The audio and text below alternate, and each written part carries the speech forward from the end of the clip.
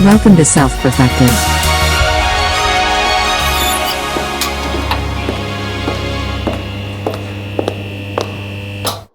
We're live. All right. What's up?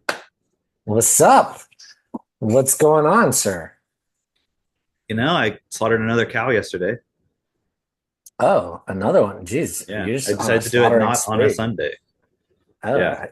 A killing spree, if you will. a killing spree. I'm on a killing spree. Slaughter, man, slaughter. What did he say? Cow slaughter. Cow slaughter. I'm guilty of cow slaughter. You know what's funny is the last few days I've been telling Christine we are mass murderers, and she always corrects me because we get a lot of mosquitoes. And here, our rule is mosquitoes on site. It's on site, you know? And so, Shoot first, ask questions later. exactly, exactly. And so I was telling her, like, we are serial killers. And she's always like, of mosquitoes. Like, mass murderers of mosquitoes. Yeah. So Maya and Keith and Ben came down and because Keith wanted to be there for the slaughtering because they're probably going to do that, right? Yeah. And it was good he was here because man, I needed another literal man here to like help me with all that. It was intense. It was Mm. a lot. I mean, because that cow was so much more beefy and fatty than the previous one we did, Oh, which because yeah, she was yeah. because we didn't raise the last one for beef like we talked about. It was more just like we had to do it because she was like not doing well. Yeah. So I mean, there's so much more fat on the skin and everything. Here, I'll show you a picture actually. Oh, exciting. Wow. What moment am I looking at here? You're looking at the moment of me not being able to stand up with this. Actually, I think yeah, I can't tell. I think that's Expression probably on the your second. face. Yeah. That's And great. here's us stringing it up. Wow. That's Wow. me. That's me just trying not to die. Yeah, yeah, I could see that. What is not pictured here is off to the left behind Katie, or actually, I don't know, maybe she's not. Oh, she's taking the picture actually. Maya Oh, uh. feels like who's taking the picture. Probably laughing Yeah, at us yeah. intensely. Oh, I Um, can hear it. I can see it. we had to use the rope because these metal hooks. So I have four metal hooks, like you see them up here on the left, Yeah. and two of them. Let me go back to my two of them. We had used originally on the last cow to hang her on the tractor, Mhm. and they just like bent out and came off. Uh, So then I tried to reuse those. I tried to bend them back a little bit and reuse them to hang the beef. But then this time they were so heavy that you could see them starting to bend. oh man. So we took it off and then used rope instead. Yeah, yeah, yeah. And then, but man, like even just one quarter of it was so heavy. Like this, so the second, so like you have the front quarters and the hind quarter. Yeah. And surprising to the, on the last cow, the hind quarter was much heavier than the front. Oh, And I okay. don't know if the front actually is heavier. It's just the way to grab it was very difficult and it kept like flopping. So it was heavy. It was hard to like hold it up. Mhm. But like and the other thing was we put them on the ground because we like, how did we do that? Anyways, I had to pick it up off the ground, but the hind quarter, we had them hanging. Oh yeah. Cause we had to cut them off the hind quarter. Yeah. They had to go on the ground, but Yeah. the hind quarter was still hanging when we took it off. So I was able just to grab it and hug it and carry it. And that I don't know why, it was just easier to hold. Yeah, But yeah, those yeah. front ones, man, it was tough. They were, I don't know how heavy. I didn't even weigh them because I was like, fuck it. But How much probably of a when for the second front quarter, we just cut it again, like the way I would cut it if I was going to butcher it yeah. between the fifth and sixth rib. So I just cut it there. So we had two pieces and I could just hung. So I hung that into two pieces. So we're just hanging it all for a few days. Last time we did it for 2 weeks and it created such a thick rind on the skin that it was like you had to discard a lot of it. Oh, that sucks. Yeah, but I don't. But again, so we just grinded it up. We just ground it all for dog food for the last cow, most of it, not all of it, but most of it. Oh, But we did have hamburgers that night. We did the okay. first one. Okay. So this time though, we're just gonna hang it for maybe like 3 days a week or something. Uh-huh. And Did you did she was heavily grain finished at the end, so I yeah, think yeah. good. We'll see. Did you find the ribeyes? Did you find Well, the they're good there. stuff? They're still on there. I haven't butchered. They're I haven't butchered it yet. there. It's I know where they are. They're not running. I, They're not getting away. Let me put it they're that not way. getting away. Are you sure that you know where they are? They could be hiding. So I say all that to give context for why they're here. And we went out to dinner the other night. Um, Hot Pot, which oh man, we Oh, got to go sometime when you guys are here. We oh, have this really cool hot pot place. What? well, I was just gonna say, when we come in November, we're uh immediately. Oh, so we're flying into Shreveport, and the first place that we're gonna go is that Vietnamese spot. Um, which I know it's When not are you hot getting pot. in? Thursday, Hmm. Thursday afternoon, I'm pretty sure. Do you need a ride? I think we're gonna rent a car. Oh, just to have a car. Yeah, yeah. Hmm. I I know mean, you really want to come. yeah, I'm For... like, I could probably come pick you up. I can make the trip out there. It'd be worth it for the bond me, man. Yeah, right? That place is good. Yeah. So you know what hot pot is? Yeah, of course. Okay, I'm gonna show everybody for who doesn't know. Hold on, let me get Play a that bat video again. what? Play that bat video again. I'm gonna show everybody for those who don't know. Let me see. This is hot pot in Wuhan. Okay, I'm just gonna turn the sound off on this one. Hold on. Good. It's just some random guy reviewing.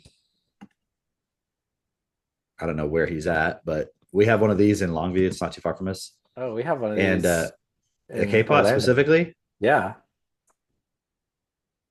So, you get this little table. Let's see when he sits down. So you get this little grill here. That's the big circular thing. And then the small ones are hot plates. I'm just the same for everybody who doesn't know. Yeah, yeah. And then he's showing the menu, but they just give you like an iPad that has all this stuff on it. Mhm. I'm sure some people have had hot pot before. Some people may or not.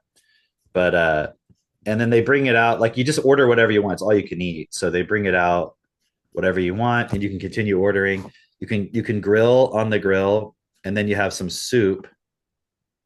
There's the soup. You can choose your soup base, and every person can have their own particular soup flavor. Mhm. And then you can put stuff in there. You can grill stuff. I mean, you can order entire steaks. Like they'll bring out entire ribeye steaks. Damn. But you They gotta cook it didn't. They yourself. didn't get any ribeyes. Maybe they did it. I don't know what their deal is. Look at this lady. What's this lady talking about? Where did she go? I don't. Where was she? I think she's right there. There she is. Oh, wow. Oh, yeah, that looks really good. Hey, this guy. That looks like that guy that. Where'd he go? The waiter guy. Yeah, Oh yeah. well. He looks like that guy that pulls stuff off of like tables with his nipples. Do you know what I'm talking about? That guy on No, Twitter. no, I don't know what you're talking about. He like does all these weird things where he like will like attach stuff to his nipples and like to like pull it off a table or like Why? shoot like something out of his butt or something and like yeah he does all this weird. No, no, You ever seen that no. guy? So You know, anyways, and they no. also have a buffet. So you can get like little side stuff. So this is kind of just the pre-podcast discussion, but I'll tell you the trick. I learned it. Okay, so Sure. from Chef Tone. Oh, okay. Okay, no, he was just our waiter. Um, he made this point about like he mixes his own sauce. So if you go to the buffet, so have you been to this place before? Or you just seen it? No, I've just seen Okay, K-pop. Like I've been to a so hot pot place before, but okay, not yeah, no, see, specifically. I've been to Hot Pot before, like in Houston, but this place is different because it's more like I don't know. Maybe I'm wrong, but I feel like before it's like you paid for what you ordered. Uh-huh, uh-huh. I don't know if that's how they normally work, but this place is just all you can eat. So it's like they just bring you stuff constantly, like every appetizer, everything that you could like that you would normally order at the other places. I feel like maybe the other places you get like all the meats you want, but if you want appetizers, you pay. I don't know, but it's Definitely the just one that I went to was like they had a menu that you could purchase things a la carte, but if one person at the table was like, I want to do the all you can eat, they were like, everybody at the table has to. yeah, yeah. So now they have the barbecue and the hot pot combined. Everyone gets that, Nice. and But they also have like the buffet area, and the buffet area has like some egg rolls and sushi and random shit like that, Yeah, yeah. and like some fried chicken wings and But then also it's got this whole section of like like when you go to a salad buffet, it's got all the different ranch dressings and stuff and Yeah. different dressings, but instead it's like sauces. Okay. So you got like your I don't know, Szechuan hot sauce or whatever. And then you got like chili oil. You've got, some kind of like brisket sauce. Like there's like 15 of them, right? Oh, okay. Yeah. So, and then they've got like a little side thing with like sriracha, rice vinegar, fish sauce, salt, sugar, pepper, all kinds of shit. And then they have like great ground or like crushed garlic, onions, jalapenos, like everything, right? So the trick I learned, because before what I would do is I would get a few bowls of some of the sauces I liked and I would have those. Hmm. But what I did this time is I took one bowl and I mixed sauces together. Okay. It's like the brisket sauce, a little bit of the chili oil, like a few of the different ones that seemed like they would go together. Some Hmm. fish sauce, some rice vinegar, salt, pepper, crushed garlic. I started with like a big base of sriracha, right, dude? Okay. And then I even let Katie have a taste, and she wanted one, so I made her one. And then I put that in my soup. Oh, wow. Yeah, because I like the pork based soup. That is fucking It, risky. it, it was. I'm just telling you, it was so. No, it tasted so good. I It was know, so but good, it sounds so risky. and it made it really spicy. Like I believe that Well, it's you could probably get your soup replaced if you needed to. I would assume because they refill it when it like okay, evaporates. okay, okay. But Like yeah, yeah. So I that do was. that I'm for just like giving you guys pho. like the veteran sort of. For like pho, I'll put in some like hoisin, some like Yeah, yeah, exactly. sriracha, some of this, Yeah, some of that. Yeah. But okay, I see what you're because doing. like you choose the base and it doesn't. It's not spicy at all. Like unless you get a spicy one, but then it's like you're stuck with that flavor. Yeah. So it was worth it. So if anybody needs any tips, just send me a private message. Like and subscribe. First person to comment below on the video gets our free hot pot secret recipe, secret sauce recipe. All Sandro's right. like already He's already Sandra, booked the table of 12 at the. right, right. Hey, what book can I spoil for you today, Sandra? He's constantly like, I gotta finish this book before you guys ruin this one too. Hey, I could tell you the rest of the plot of Scanner Darkly if you want. So anyway, so yeah, that was. Oh, but so again, I got sidetracked a little bit. Oh, So we're at the hot pot, yeah. and we were kind of having a conversation about slaughtering the cow, and I don't remember exactly what we were saying, but like the waiter was coming up talking to Keith, and I was just like, look, I'll just get if she runs, I'll just get a higher caliber bullet and I'll shoot her in the head, right? And then like we're like having this conversation, and Katie's like, uh, we're talking about slaughtering a cow here. It's like, they're, uh, that was my setup. they're they're like, uh-huh. Yeah, Yeah, yeah, it's okay. I was like, yeah, I forget exactly what I said, but it was just basically sounded like I was talking about murdering somebody. I'm sure it did. Yeah. Some of our conversations kind of sound like that. That's great. That's fantastic. So yeah, that's that. What's going on with you guys? I watched a an interview of Trump and Patrick Bet David. I thought that was pretty good. Okay, yeah. Towards the end, what I found really interesting, he was like, Patrick was trying to get him to like, okay, okay. Here's what Patrick said. He was like, you know, I was talking with so and so. I have no idea who the guy who was He's talking to. Italian now. I forgot. And he's Italian. I was talking with so and so. Like that does not sound like Patrick David. Whatever. I can't do Iranian, Middle Eastern. I can't do those accents. I can do every other accent, not Middle Eastern. Anyway, um, he kind of sounds Italian. I don't know. I don't know. Whatever. He said basically that he had a dinner with someone. I forgot who it was, and he said that he was asking them about some sort of advice, whatever. And the guy said, the relationship between sons and fathers, yeah, fathers and sons, is that At first, you idolize your father, then you demonize him, and then you humanize him. And he was trying to make this comparison of like with Trump, how we've seen this take place. Like, the president is kind of like the father of the country or whatever. It's like, at first you were idolized with, all your shows, being a billionaire and all this stuff. Then you're demonized. And now I think we're getting to that phase where we can perhaps humanize you a little bit, you know? And um and so he shows him a clip, and the clip and the whole interview was pretty fun. I enjoyed it actually. The whole interview, Trump's like looking at the charts, like, oh, that's a good chart. Could you send me that one? He's like, we're not gonna talk about Kamala. But the only way that I could lose this if it's rigged and they steal it. It's the only way, but we'll see. We'll see. We'll see. I mean, that seems true at this point, but yeah. Oh my gosh. Oh my gosh. Christine was telling me, she was asking me a question. I don't know. I guess she watched something or saw an article or something, which prompted her to ask, is it possible, do you think, for Texas to flip to blue?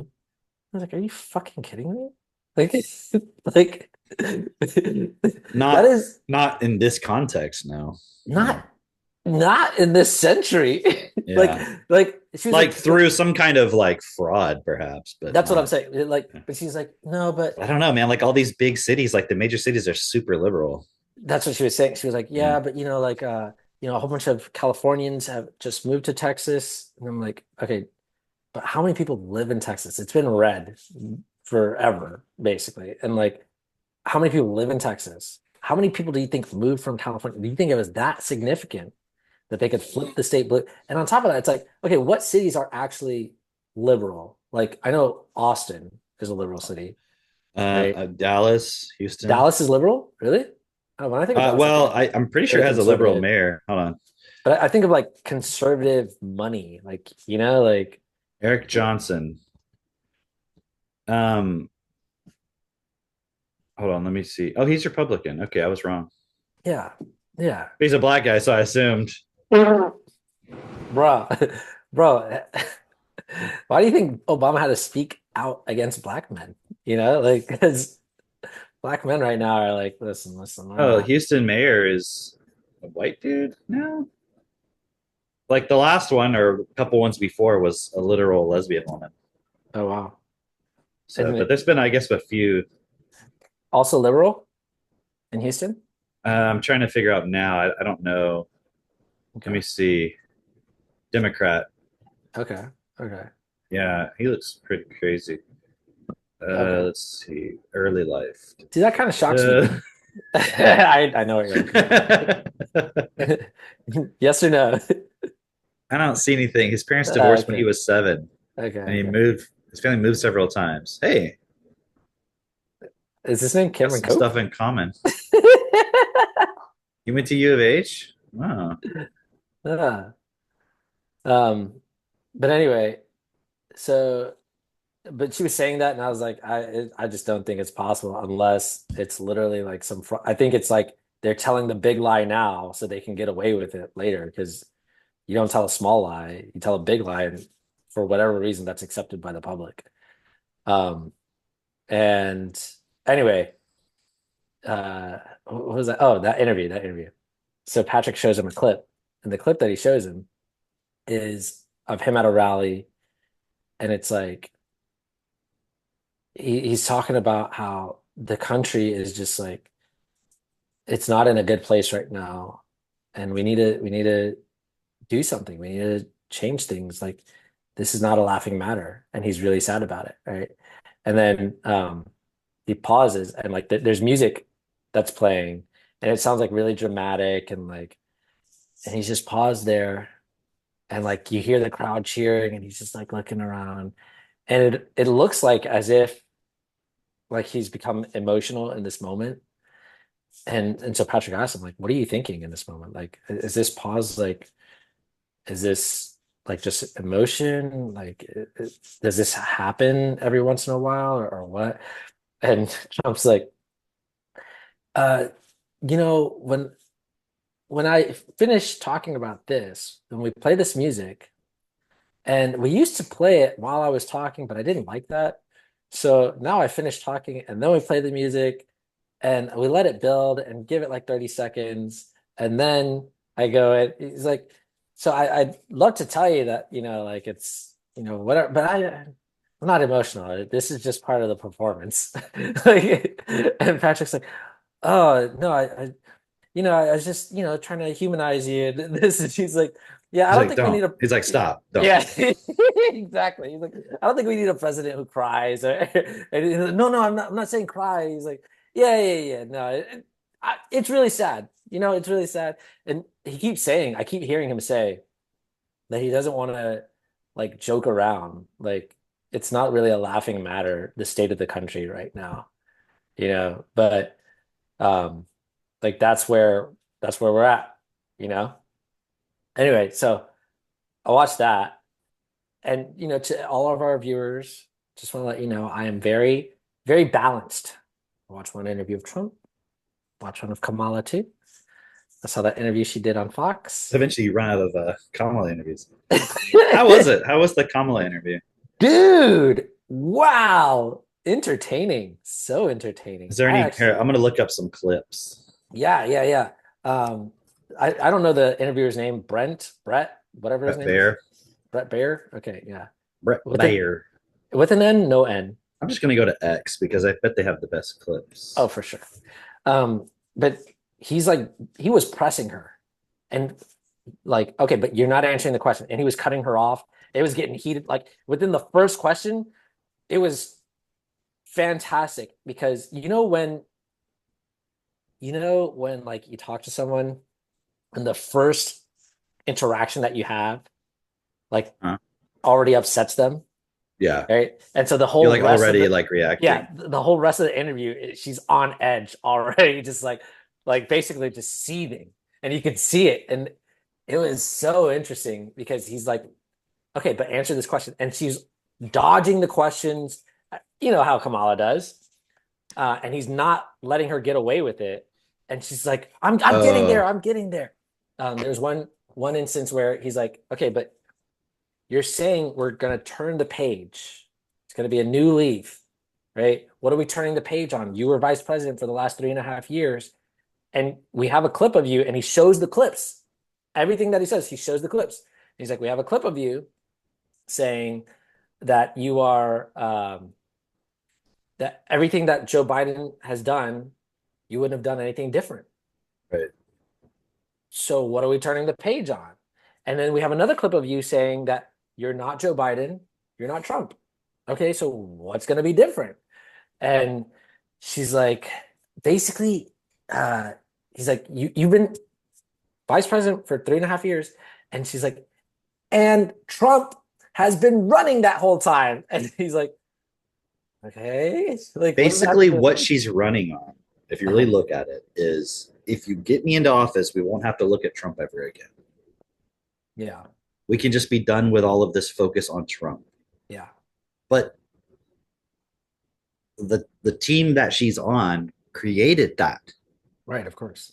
So it's like Like they, it's she like keeps I'm trying to think of examples like you're terrorizing your child and saying like, well, if you do this, that'll stop happening. But it's like you're the one doing it. It's like if you agree with me, then basically I'll stop doing this thing to you. But you make it seem like it's somebody else doing it. right. Yes, yes, yes. Because she keeps saying, Trump and his divisive language, he's dividing the country. I'm like, no, that's the media doing that. That's like really supporting the Democrats. Like, wait, I that's so mean, obvious. I yeah, but it's like to say like it's divisive language. It's like, well, I mean, how do you talk about a problem Um, without making it like their contrast? How do you talk about a oh, problem without creating contrast? You see what I'm saying? oh, wow. You are Sorry, being very offensive to me I'm being right very now. divisive. Yeah, super divisive. Like, can you just Not? But you know what I mean? So yeah, he's going to be like the left and the communists and the Marxists and all this stuff. So that's divisive, right? It's like you're Yeah. separating the people on that side, but it's like, yeah, it's just teams. Yeah. It's literally just teams. It's like if you if you like this sports team, then everything this sports team thinks or does is bad, even though your team is doing the exact same things. You know, it's like, Yeah. oh, Yeah. Yeah. they did this illegal play or whatever, but you don't care if it happens on your side as long as you don't get called out on it. You know, Right. Yeah. I've got a clip pulled up here. Go ahead. Play it. Run it. Where'd it go? Run the clip. He's He is unstable. unstable. He is unstable, Brett. He's not well. So they're talking about Trump. You say he's mentally not stable? He's not stable. Let me ask you this. And, You and told we many should all be interviewers concerned. that Joe Biden was on his game, that ran around circles on his staff. When did you first notice that President Biden's mental faculties appeared diminished? Look at her face. Joe Biden, I have watched from the Oval Office to the Situation Room, and he has the judgment and the experience to do exactly what he has done in making very important decisions on behalf of the American people. There were no concerns raised? Brett, Joe Biden is not on the ballot. I understand. And but, Donald Trump but is. you talked about it. And Donald Trump After George Clooney said and within a if few you minutes of watch talking to President Donald Biden at a Trump- fundraiser that he thought this Brett, was not the same Brett. Joe Biden that we saw on the debate stage. Donald Trump is on the ballot. I understand. You met with him at least once a week for 3.5 years. You didn't have any concerns? I think the American people have a concern about Donald Trump, which is why the people who know him best, including leaders of our national security community, have all spoken out. Even people who worked for him in the Oval Office, worked with him in the Situation Room, and have said he is unfit and dangerous and should never be president of the United States again, including his former vice president, which is why the job was open for him to choose another running mate. So that is Dude. Dude. Oh, just finish it up. a fact. That is a fact. When I saw this clip before, I didn't hear that last bit before, and like even that last bit, you're like, what the fuck? Like it's like okay, but that's exactly the guy who's president right now. That spot is open. It's exactly what you're trying to accuse him of, is like exactly what's happening on your end, actually. Like it's yeah, that's a really good clip. It's like so the thing about this is you don't even have to prefer Trump yeah, to see how crazy this is. Do you know what I mean? Like how totally insane it is. Like you could like not like Trump, that's fine, but you could still look at this and go, okay, hold on. You're talking about how mentally unstable Trump is, and then but Joe Biden, like clearly everyone knows now, everyone has agreed and admitted that he is not all there now. right. And he's like, so when did you notice that? And she's like, all she does is go back to like basically denying the reality that we all agree on now. Right. He's yeah, not yeah, yeah. like, okay, but at some point, yes, didn't he kind of become unfit and something not right? And she like won't even admit, and then she just, oh, Right. Trump. Right. Yeah. It's like, and then trying to make it like it doesn't matter because Trump's on the ballot. And it's like, yeah, but you're on the ballot. And you were there this whole time. At what point did you see the reality that we all agree upon now, that at some point Biden isn't there anymore? You know what I was thinking as I was watching this interview? Because the whole interview is like that, right? The whole interview is like that, where she seems like offended at his questioning, right? Yeah. And I was thinking, like, this is because what interviewer would actually go through with that? You know, there's not many, unless it's like, unless they're interviewing Trump and, you know, like they've already got like all the backing of, you know, the whole media complex and everything. But this seems like, okay, you're going kind of against the tide, or I don't know, maybe not anymore, but in the past. Yeah, it's hard to say because it's hard to say. I mean, it's Fox, so Yeah. I don't know. Maybe they're just kind of more on the Republican side in terms of the performance aspect of it. I don't know. Maybe They're not asking her anything that's that crazy. I mean, No. it's actually Yeah. But the point being of like how offended she's getting. Yeah. This Yeah. is Yeah. there's like a Like it's like you're not supposed to be asking me these questions. Like you're but there, supposed to be on my time on my side. what I'm saying is there's a politeness within our society, specifically, especially towards women, right? Where it's like they get offended. You're supposed to just leave it Oh, at that, yeah. Well, this is a right? point we've talked about before where it's like if you have a man and a woman in a boxing ring, the man is gonna hold back, and it's like you can't. The So it's Olympics. well, unless the man is saying they're a woman, Oh my gosh. Hold and then on. they'll Hold on. just fucking go Hold on. crazy. Let me just show you what I saw in my mind right now. Okay. If you have a man and a woman in a boxing ring, as you were saying, right? Yeah. It's like, oh, we're talking about the election, right? But we just had like the little precursor to that, of a Mhm. man and a woman in a boxing ring at the Olympics, and we saw what happened. It's pretty obvious. But it also shows you why the whatever group of elite is putting Kamala forward and trying to get her to win or whatever, why they would put someone like that there. Because it's like they know, like, So she could get punched in the face. no, so like, like even like a Brett Baer or somebody, like they would have to subconsciously feel like they have to hold back, or the news network, or like whoever is kind of going against her has to like sort of hold back. And like, man, I really think like, I mean, it's just I think she just actually sucks, but um I think she could have.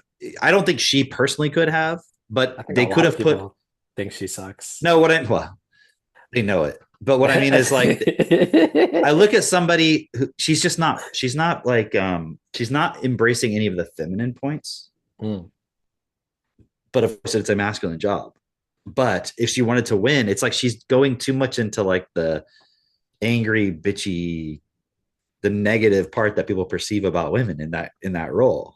Yeah. And it's Yeah. like it could work for like a manager at Wendy's or something, but like Oh, the for sure. president, it's like you're looking for a masculine energy, but she's just doesn't have that. It's just like the bitchiness, you know what I mean? It's not like the actual like executive, like you watch Trump when these people attack him on stage, like these like I could play that clip. Hold on. Yeah. Those are always great. Um, hold on. Trump. I think it was like Bloomberg. Yeah. What was the what was the position that she held? She was a prosecutor, right? Prostituter. Prostitute. Okay, here, this one right here. Was it Tim Waltz who said that? He was a prostitute. You know how hilarious that is. Coming from her VP. All right, here we go. Okay. Oh, it's funny when you said Tim Walz. I thought you meant Tim Pool. I thought you said Tim Pool. No. Okay. What does the Wall Street Journal know? I'm meeting with them tomorrow. What does the Wall Street Journal know? They've been wrong about everything. So have you, by the way. You've been wrong about You're trying to turn this. You're trying to turn this. You've been wrong about No, you're trying to turn this into debate. There are It's business not a debate. people. There are But business you're wrong. people. You've been wrong. You've been wrong all your life on this stuff. What does the Wall Street Journal? I didn't really do the whole clip, but that was kind of like the point. Yeah. What I'm saying is where he's just like, no, Yeah. it doesn't look like he's angry. Right. Yeah. He's not getting like that sort of like, like Yeah. that kind of point. So Yeah, I think yeah, that's yeah. the difference between the two. Is like perception wise, I think it's Yeah. harder for her to get the trust that people need in the executive, in the president from her, because she just will tend to go into the feminine like point. It's interesting. Well, no, she doesn't go into the feminine point, actually. No, I meant like does in the become- negative sense. In the negative, She does sense. become emotional. That's what I mean. Yeah. But like, it's like, because I've seen interviews of women where they're very poised, like they're being attacked and they're very poised, and they have like these witty remarks. Like That's what I'm saying. Like if she knew how to embrace that type Yeah. of femininity, it could be a lot more effective, because then it'd be a lot harder for them to attack her. Yeah. But because she kind of takes on I'm a boss bitch, it's Yeah. like, well, then we're gonna fucking treat you like a man then if you're going to act like that. I think of like I don't remember her name, but the Italian prime minister or whatever she is, president. Yeah. You know what I'm talking about, though, right? Yeah. I forget her name, but Kind of like attractive. kind of, yeah. She's like kind of blondish, I guess, and she was like seen with Elon Musk a lot recently. Yeah. He like visited there or something, but Oh yeah. but she comes across as like if you look at her facial expressions, even when she's listening to something, she just comes across as more feminine, even though she's doing the masculine role of like being that leader and stuff. She still comes across as kind of like I don't know how to I don't know how to I went to describe lunch it. with Elon. Yeah. Like he was like, would you go at breakfast and then to lunch and then to dinner? Yeah. She's the one who was telling that story. Who was I don't telling know. that story? That was somebody else, I think. That's somebody else. Yeah. No, that was a great story. She was like, and then he's like, would you come to my hotel room and Yeah. You want to look at watch rocket? yeah, and he's like, and then we actually just went to his hotel and watched rocket videos. No, that wasn't her. That was somebody else. That was just somebody he's like trying to date, I think. I think he might actually be dating that person. But anyways, Oh, okay. Hilarious. let me her name is like George Italian. No, I just looked her up actually. What is her name? Georgia Meloni. Meloni. Let me see if I can find an example of what I'm trying to say. Yeah, she's pretty attractive actually. I mean, for a prime minister. I mean, she's more attractive than Trudeau. Oh, damn it. Problem is everything's like translated, so I can't really hear her speaking. But anyways, I don't know a lot about her. It's just when I see clips, she just comes across more as like, okay, she's like not trying to be a man. She's more doing it from a feminine thing. Yeah. Which I think makes her that's probably why it makes her a better leader than all those other like she's like a Maynard Gladstone. Yeah. I'm trying to remember the name of the New Zealand prime minister. I don't know if she's still there. But you know what I'm talking about? The one with the tattoos? Huh? The one with the tattoos? Like on her face? I don't think so. No? She was the one during COVID. Yeah, the crazy one. Yeah, she has tattoos? I don't think so. I think the one during COVID is no more. Yeah, probably not. Oh, wait. Jacinda Ardern? Yeah, that one. Yeah. It's like she does that sort of like, it's like bitchy kind of like expression. I just want to show you her face. I just want to show you her face. No. I think you're looking for a picture of a woman, not a horse. I don't know why it gave you that. It's just AI if I can get it wrong. I don't know what's going on here. Hilarious.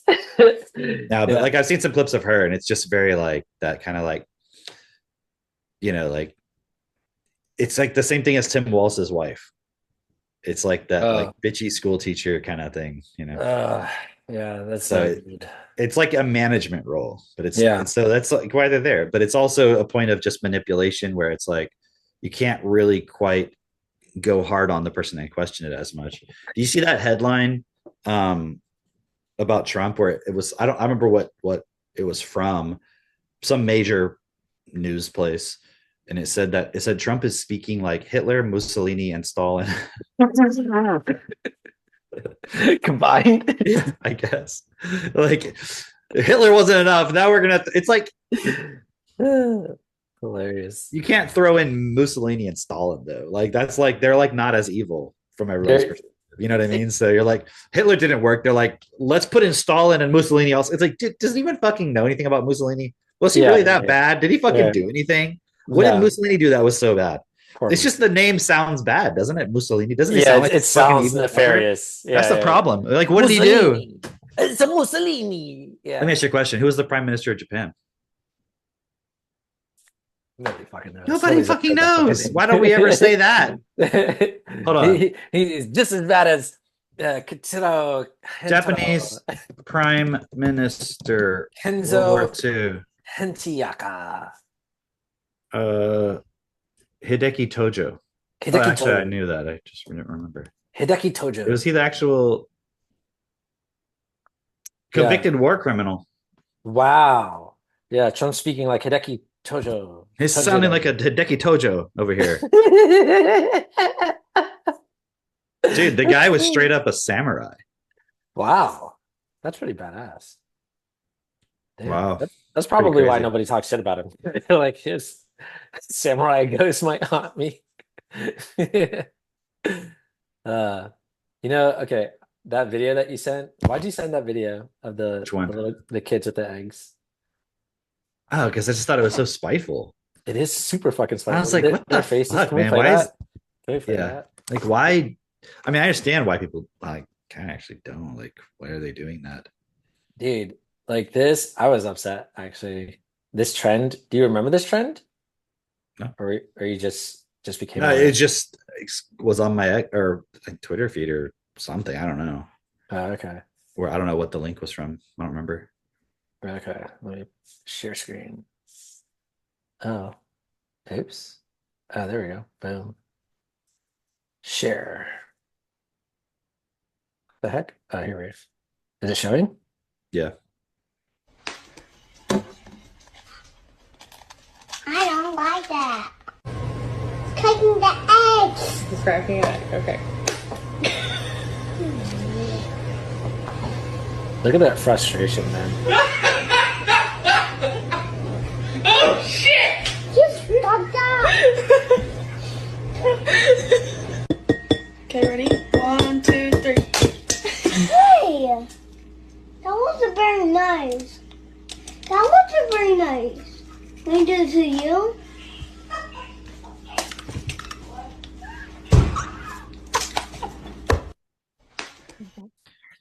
Yeah. It's pretty messed up. Like you can see on their faces, like I didn't like that. Like what the fuck was that about? Like you know what? If you reversed the point Yeah. and the kid did that to the parent would probably flip the fuck out Oh yeah. and they'd probably punish the kid and be like, oh no, ma'am, you don't do that. Like, you know what I Right. mean? Like, Right. it's just It's just because they know the kid can't why is it decide. funny? You know, like okay, Like, to your own child. Maybe Yeah. I guess if you don't give a shit about the kid, like some other person you're watching, you think it's funny, but still not. But why your own kid? And you're like, the frustration that like, I could see like if something happened and your kid got frustrated, it could be cute, like seeing him have that expression and like seeing like they're being like a human, you know, like a which is different than maybe actually thinking it's funny they got hurt. yeah, But yeah, in this yeah. case, it's like you're doing it to them. Right, yeah. You know what I'm saying? And it's Yeah. like, yeah. No, I could relate to the frustration that second kid showed, where she's just like breathing, or she's like, like what the fuck? Yeah. Like I could see. I think everybody can relate to that of like the anger of like, how fucking dare you? You know, like what the fuck is this? You know, and especially like it's somebody bigger than you, and you feel like you're powerless, and it's like, am I just some like fucking joke to you? Like literally, that's what they're saying Yeah. to their kids. Like you're a fucking joke to me. Yeah. You know? Yeah. Anyway, So this is I what's yeah, wrong. I just saw that and I was like, what the fuck, man? Yeah, I see it. It's what's wrong with the country, or with civilization. I blame it on Kamala Harris. Me too. You know what else I blame on Kamala Harris? She's apparently. I know you're aware of this because you sent it to me. Did you know that she implemented this truancy law, where truancy is a Yeah, crime yeah, in yeah. So California? crazy. Like, And I didn't know that specific story though that I sent you. So, me neither. That was insane. Basically, RFK Jr. was sharing like how Kamala really was like really adamant about not having truancy in the state of California because, and this is apparently what she said out loud, she wants that money because it's like $1.8 billion that, like, if they can't show the attendance, yeah, then they don't get the certain funding. And so she Right. was like figuring out, hey, if we threaten parents with jail time, they'll make sure their kids go to school, then we'll get that money right. that the state is allotted or whatever. So But literally, the very first person that they that they arrest was this woman whose daughter was sick with sickle cell anemia and was hospitalized for 60 days. There throughout was, the year. yeah, so there was no way. So she was missing school because of that. Yeah, there And was then no way Kennedy she could said, attend school. yeah, and then Kennedy said she still ended up graduating with like a 3.8 GPA. So she was Right. like making the point she wasn't like some child who just wasn't showing up. Yeah, yeah. And then the mom, apparently he said she like lost her job because she missed work and like all She this got stuff. arrested, and when she was getting arrested, the cop told her, because he was like, "Are you really gonna put handcuffs on me? Like, is this serious?" And the cop was like, "If you have a problem with it, take it up with Kamala Harris." And and yeah, she lost her job, lost her house, like basically sleeping in and out of hotels. Like, it's so messed up. And Kamala was very proud of, like, oh, I'm the only one in the country who's doing this. Like, yeah, for good fucking reason, because it's retarded. It's like, and she claimed that it was because if you don't give your child an education, it's a crime. It's so important to go to get educated. Yeah. This is in California, public school. Yeah. Okay, Meanwhile, yeah. we know what the fuck is going on in California public schools. It's like they're passing kids, and this is happening all over the country, but they're just passing kids along. But also, California has been known for years to have like gang violence in schools, where like literally the gangs run the schools, which should also highlight the point, should also really highlight that point that they were just keeping these schools open to collect the money. Right. They weren't teaching these kids. They were just like, sometimes. That's really all it comes down to. It's just like they have laws that say money goes here, and so they make sure the kids go. So that's why when you have these arguments of like, well, why would you homeschool your kids? How will they be socialized? It's like you're literally just a patsy for the fucking money making people in that whole situation. It's the same with the vaccines. It's like you're like, what? You're gonna kill your kid with the mumps or something, and you're like, you're literally just unconsciously a salesperson for these things that are not, they're not best. Yeah. And it's like with the doctors, if they get a certain percentage of people that come through there getting those vaccines, Yeah. then they get certain bonuses, money, et cetera, et cetera. Yeah, did you see that post that I made about like how will they be socialized? Like, it's Or maybe I don't. probably you did. I don't know. But I was just looking at that point of, because Katie's always bringing up this point of your kids need to be able to read so that they can look at the science for themselves, whatever it is, right? And I know Katie's had like, the opportunity to read through all the mRNA stuff and like so many things actually before they become mainstream. She's read all these things so that she can actually see, oh, here's what the reality of this thing is before it gets twisted and spun and all this stuff. She's looking at that, and she makes this point of like, your kids need to be able to do that as well. Your kids need to be able to do that, but they can't be doing that if they're spending 8 hours of their day, sitting in a school. They can't do that if they can't read. They can't do that if they're slow readers, if they're poor readers. They can't do that if they don't comprehend. And so it's like all these things that like the average adult would tell you, well, I don't have time to do all that. I don't have time to read all these articles. Like, I need somebody to tell me. Like, yeah, that's the fucking problem. Because first of all, you don't have the time to do that. You're so busy trying to survive. Second of all, even if you did have the time, most adults can't understand it anyway. Like, how many adults can actually read, statistics and understand it, Right. and understand the implications of it? And oh, okay, well, we actually we took out this data because of whatever reason they give. Like, most people wouldn't even understand that you're manipulating the data here, or no, that was a good reason to exclude this data, etc. Right? And on top of that, it's like, okay, if you're not able to do that, then literally whoever holds the data, whoever funded the study, they get to say whatever the fuck they want, because they know you can't verify or deny either way. It's just like, Right. Gotcha. We have a study, it says this. We also have a study that says the exact opposite. But I'm the expert, and as the expert, this is what I say. Or I've hired these experts. I gave them money, which is such a fucking racket. It's such a fucking racket. Did you see this? The NIH, now it's been discovered over 100 of their studies have been completely like fabricated. It's like, which shouldn't be surprising. It's not. But it's like, yeah, this whole time they've been just funding. And so the point that I was making with that of what you're actually getting in school, because you're not taught how to read, you're not taught how to process information, you're not supported in any of those ways. What you're really getting is that point of how will your kid be socialized? Yes, that is actually what school does, is it socializes your kid, but not in the way that you're thinking. It socializes them to just go along with whatever the authority says. It socializes them in the effect where it's like, oh, if we introduce this trigger here, here's how they react over there. And we can predict that. And even if it's not exactly like, well, we want them to react this way or that way, we can predict how they will react. And we can use that, whether it be for marketing purposes, because that's how marketing works to begin with.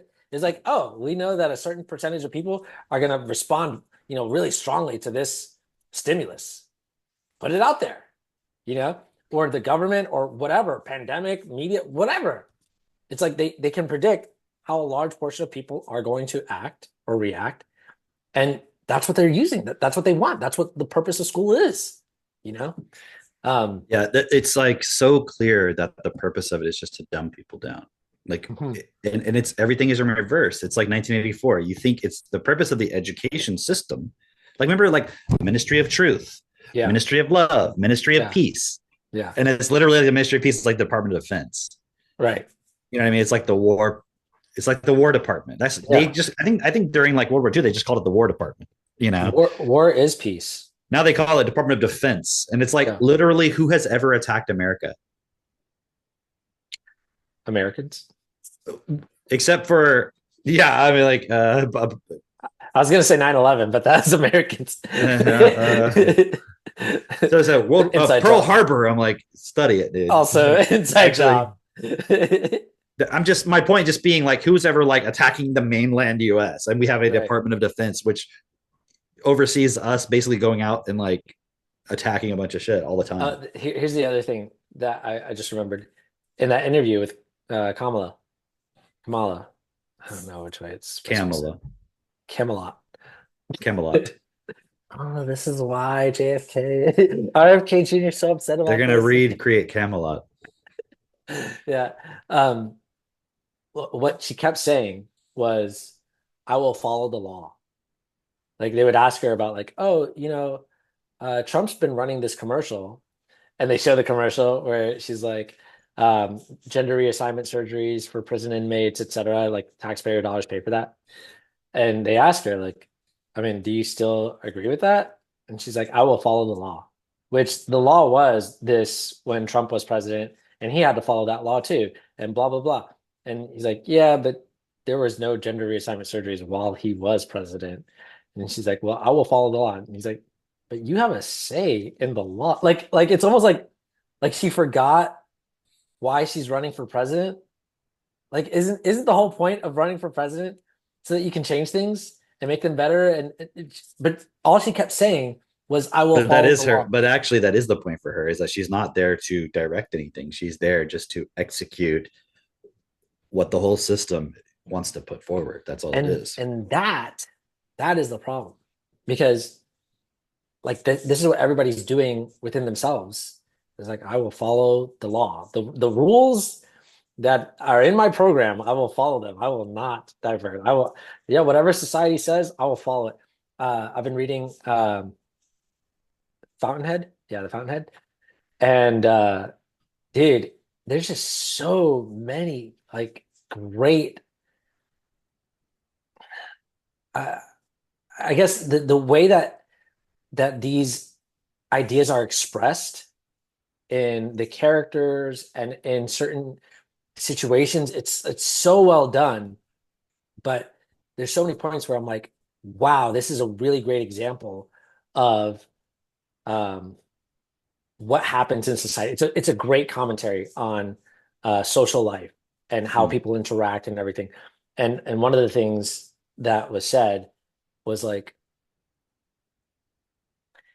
being so devoid of any personal opinion because you don't want to offend anybody. You Hmm. want to you want to be able to uh, come to this person and ask for a favor or whatever. And so it's like, but then where are you? Where do you exist? Yeah. Like you don't actually exist. And it's so interesting because there's a moment, and without spoiling it, there's a moment where it's like someone's being questioned on this of like, hey, you're dead inside. Like there's nothing within you. And then that person just like flips it and is like, okay, but I'm just showing you what you are.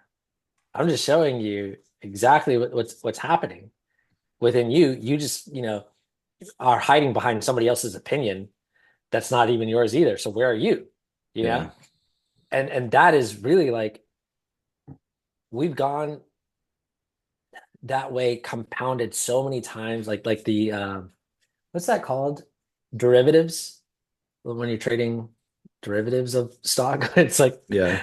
it's not even the stock itself. It's just like we've gone so far down through so many derivatives um of not being here, not being It's like you present. can't even see. This is kind of the point about God is like you're imagining it's this thing out here, but Yeah. it's just because we've gone down so many derivatives of not taking responsibility that like we don't see that we are just that. Yeah. Yeah. Yeah. Like Yeah. that doesn't, yeah, it's like, so you can't be like, well, God doesn't exist. Like, yeah, but not the way you're thinking of it. Like, Yeah. There's a line in this book. I don't know the exact line, but it's basically there is a devil that like the devil exists. It's just not a big character like people imagine. It's all these individuals. yeah, It's like everybody basically. that's the thing is like when they say like the devil's real because of this and this, and you're like, that doesn't prove the devil is real. It Yeah. just is like,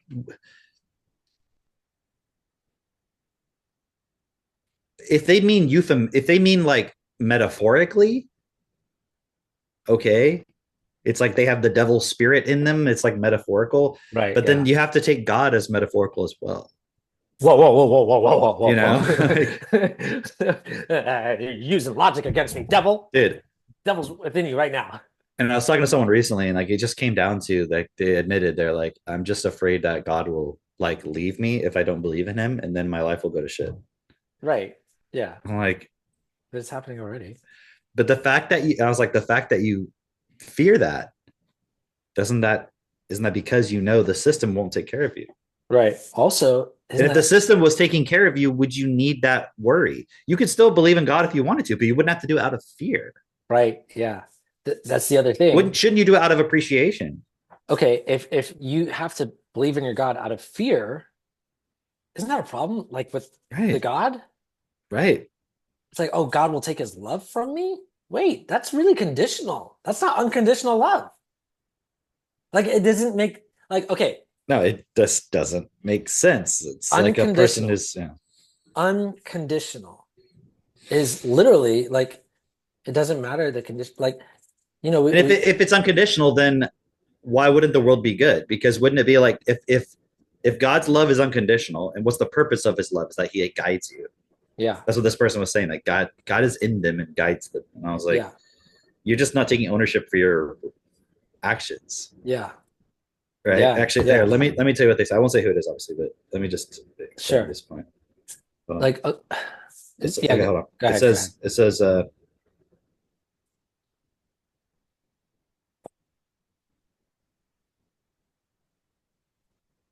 I said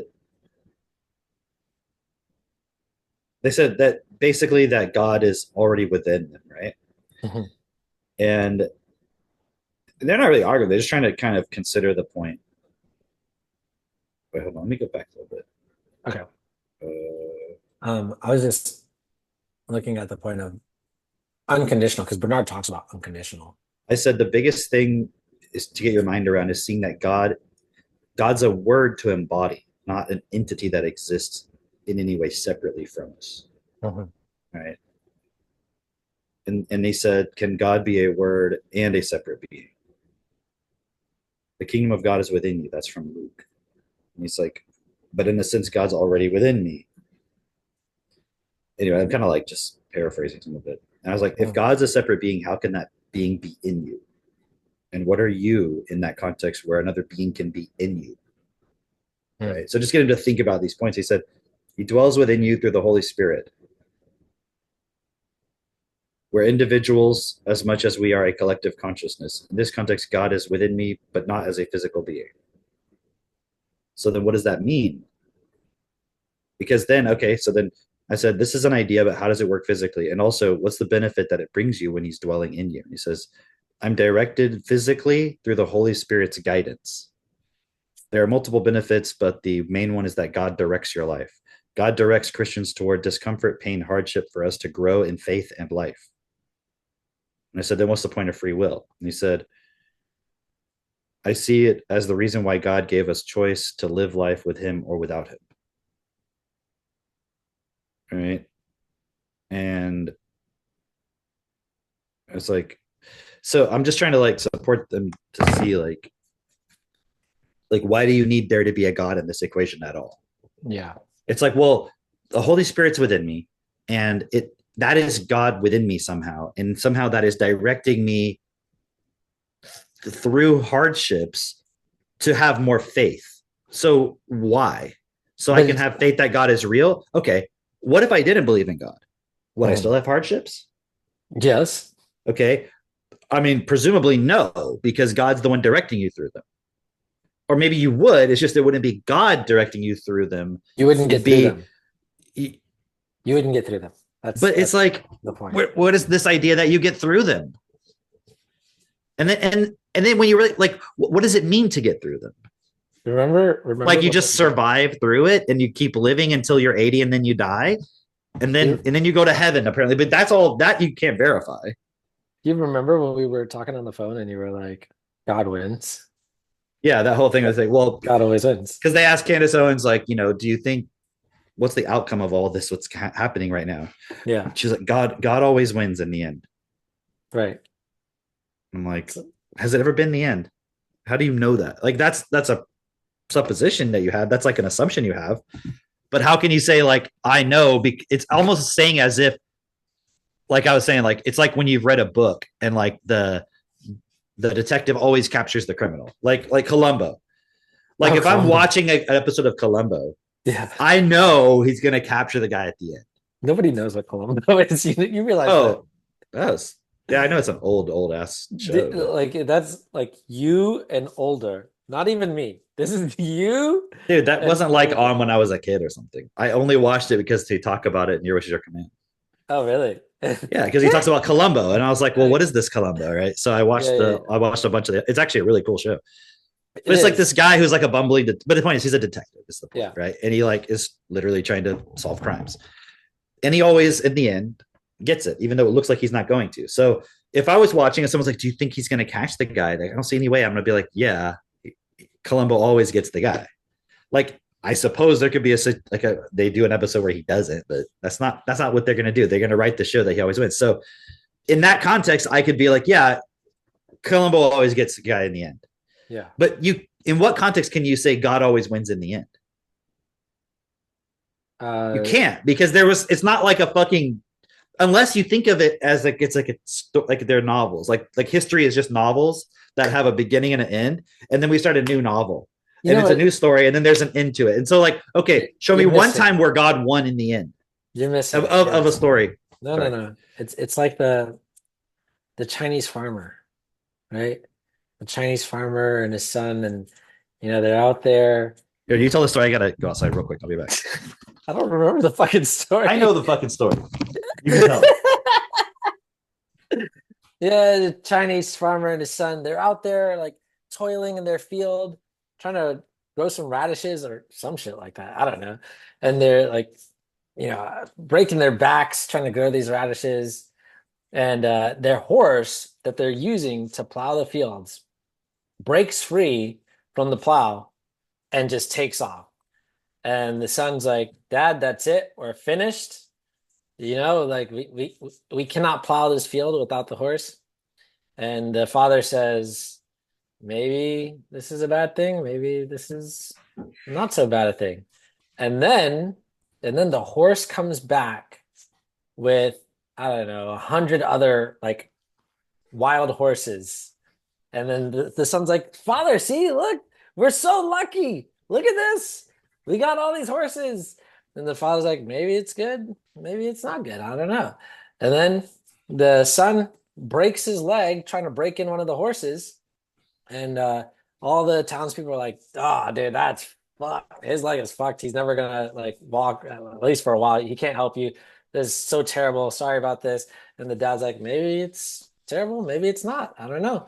And it just keeps going back and forth. The people who say God always wins, they're watching this story unfold and they're stopping after the horses come back. They're like, wow, see, you always win. And then he breaks his leg, and then but then the army comes that's a in, new like, story. see? That's the devil, right? Yeah. And then Yeah. the part where the army comes and he can't take the son because he has a broken leg. They're like, see, God won. Story ended. Wow. Amazing. It's like you have a battery. It's fully charged. You're like, see, Yeah. God's winning. It gets depleted. Oh, the devil. And then you charge it back up. See, God won. And you're like, That's and then it just runs out again. So it just doesn't make sense because it's like, I mean, Jesus, I could just keep going. What It's about like Jesus? it's like you could just keep saying. Are we bringing in Jesus now, or are we still talking about God, or is this the same person? The major problem with all of this is like it doesn't matter because what we're saying makes perfect sense. It's that somebody believes and wants to believe, and they won't let go of belief. Well, here's like the belief point. is not a real thing. Like Here's the point that I see is that you have to I forgot what I was gonna say. It's something to do with direct yourself. That's it. That's what I was gonna say. It's like the whole point, kind of what you were saying, the theme is that God's gonna direct my life. You know, God's gonna direct my life. and then what does that mean? Like, okay, I'm gonna believe in God. Okay, so now he's directing my life. Cool. So then he's going to direct your life into hardships. But hang on. But it's like, I'm going to do what God wants me to do. How do you know what he wants you to do? It's like whatever. Well, it's supposed to be what's morally right according to, you know, whatever they learned at church or in their Bible, whatever. They'll be like, it's in the Bible. Right. But even morally, we already know you're going to just do whatever you feel like doing. Because in the Bible is like, don't eat pork, don't eat fucking shellfish, don't eat and how many people are like, yeah, fuck that. Yeah, but that part actually, because I read this other part, this part negates all that. So it's like, really? Does it actually? Because there's some people who say yes, and there are other people, and these are scholars on either side who are like, oh yeah, no, when Jesus came, did away with all that. But that's just like a really convenient excuse because you don't want to fucking follow all that. You know?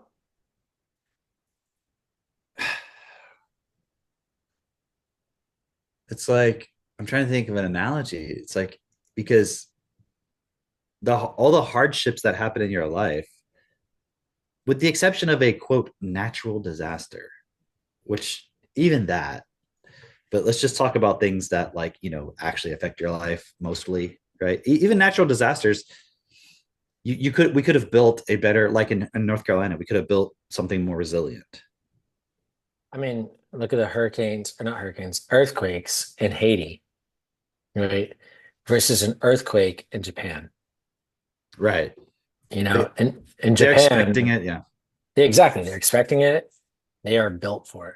Right. Buildings sway. They clearly can build the things to make it resilient. Maybe they didn't expect it in North Carolina. Okay, lesson learned. Fine. Mhm. Right. But if we had nothing else to do, couldn't we just think about shit like that? Definitely. So we could just think about all the ways in which something bad could happen and we could solve the problem, like fix it, prepare for it, right? But instead we're just constantly trying to survive, and all of the quote hardships that happen in your life, you can trace it all back to the money system.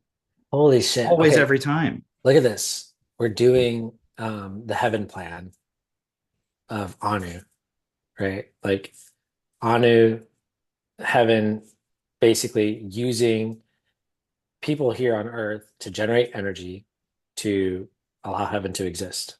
Right. But we're actually still doing that here Yeah. on this planet, where it's like you've got a whole bunch of people toiling, doing basically nothing, but creating money for a few elite to live their heaven. And Right. everyone else is just like Right. fucked. Right. And it's like there's no purpose in their life. There's no reason for it really, other than for this elite to make it's the exact same plan. And yeah, it's like it's so weird. And this is the problem with the whole God thing, is that it's like you're not seeing what's really going on. Yeah. And then you're also, the idea of God is so self-interested, actually, because it's really just about you. It's like God's guiding my life. It's like, look, why don't you take responsibility for your life completely? Why do you need God? Like, let me put it this way: if there was no God, let's just say that there was no God, then what would you do? Look for him. But you know what I'm saying? Like, let's assume let's assume you could realize there is no God. Like if there actually wasn't and you knew it and you could know there wasn't, then what would you do?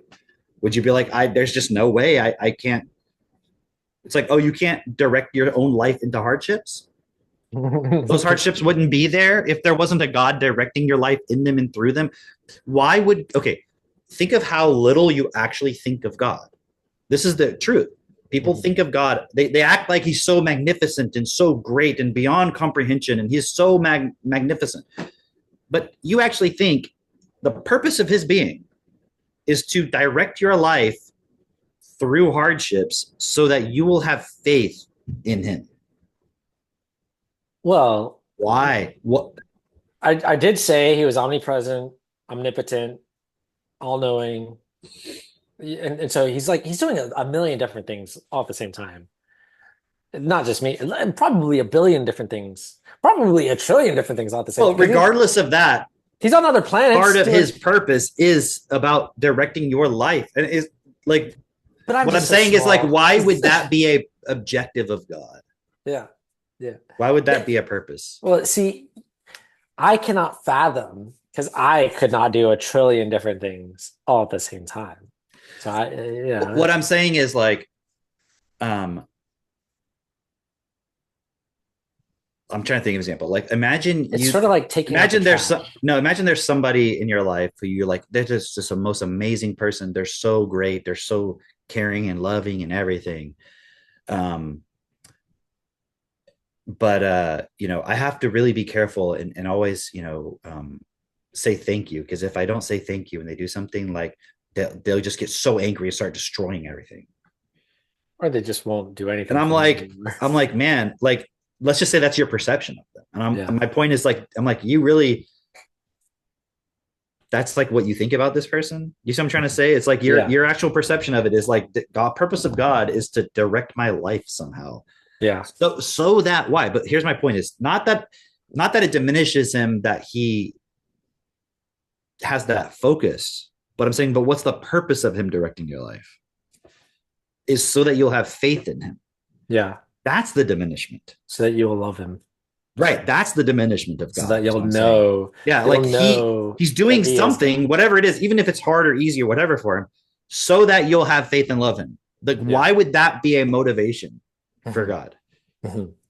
It makes no sense. It's like if you're a parent, you're like, I do all this for my child so that they'll love me. Yeah. You're super insecure. Yeah. Yeah. As opposed to, because I see a lot of parents who actually do say that, so that they'll love me. Like, because that's what they think is, if I've done a good job, my child will love me. But that's different than I'm doing it so that they'll love me. Yeah. Yeah. And also, if you do a good job, maybe they will recognize that and they would, if when they reflect on it, appreciate it. Yeah. But why would they necessarily love you? What does that Yeah. mean, love you? I think, What does it mean?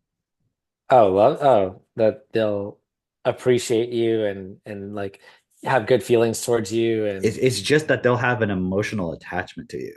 yeah. That's it. Yeah. Like you say you love somebody means if they died, you'd be really fucking sad.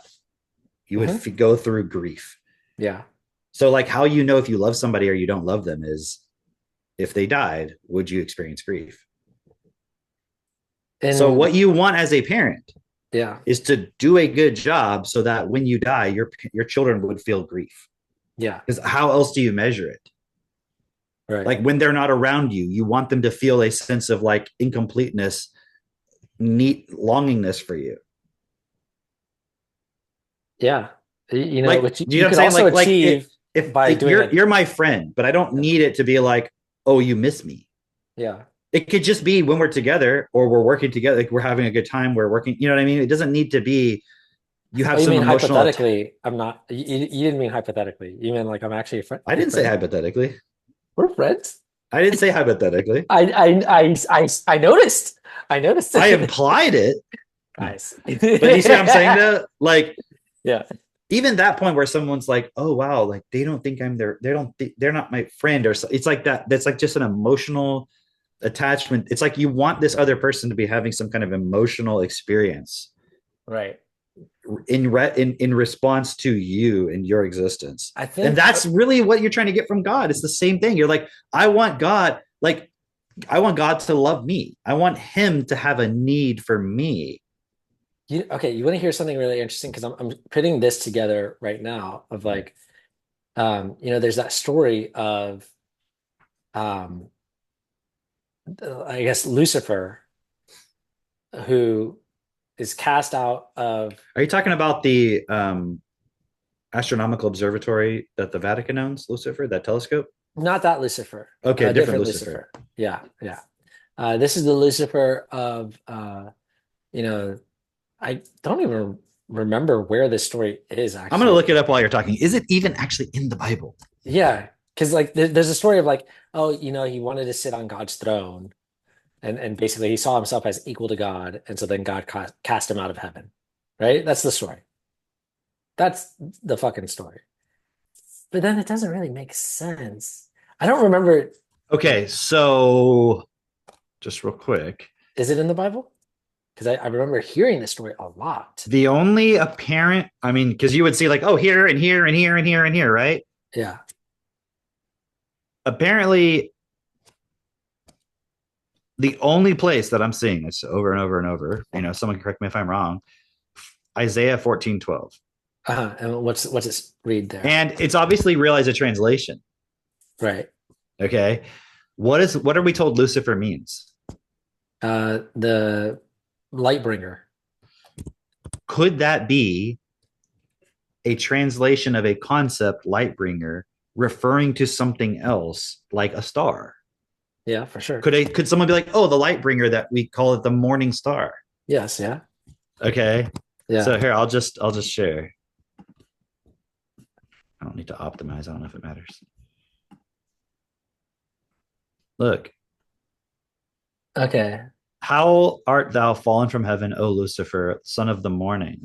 How art thou cut to the ground, which didst weaken the nations? Like biblical use of Lucifer began with the prophet Isaiah in his account of the fall of Babylon, which compares the king of Babylon for his former glory and his present sorry state to the morning star.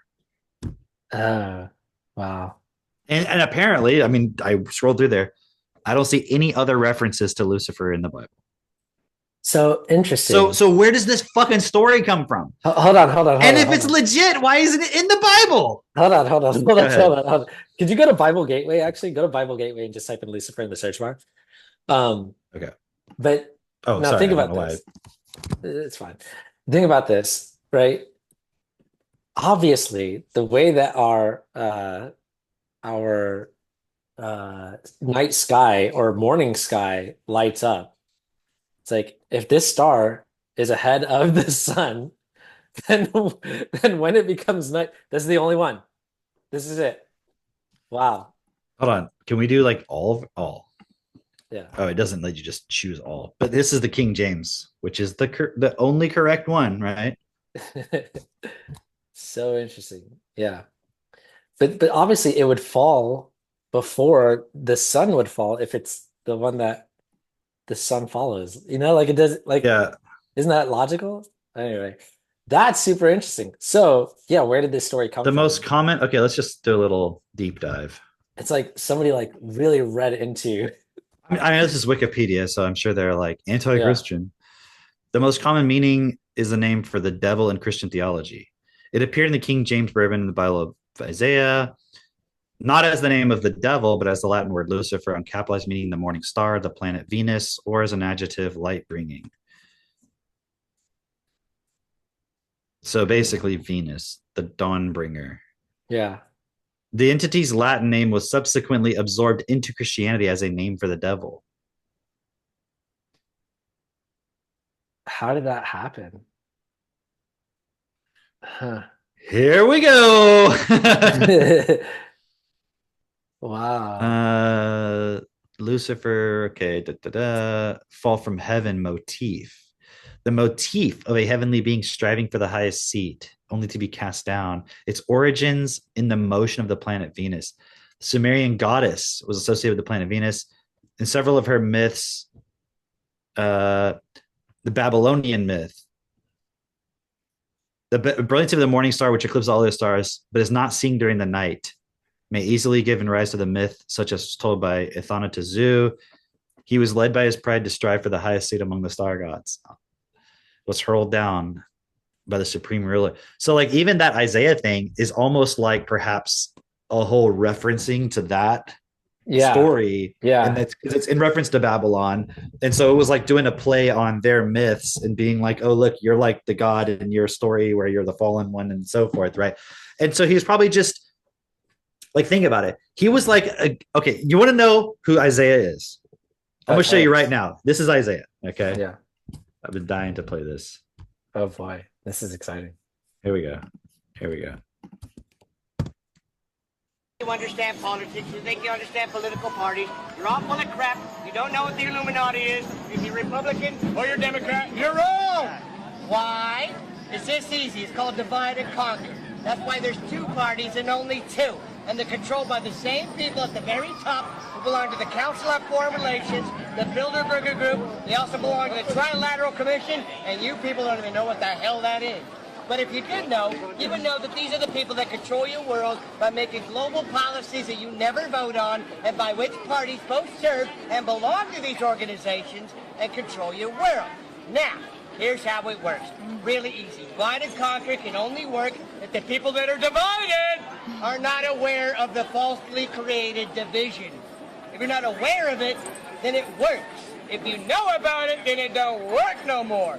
If you have socialism without capitalism, it becomes communism.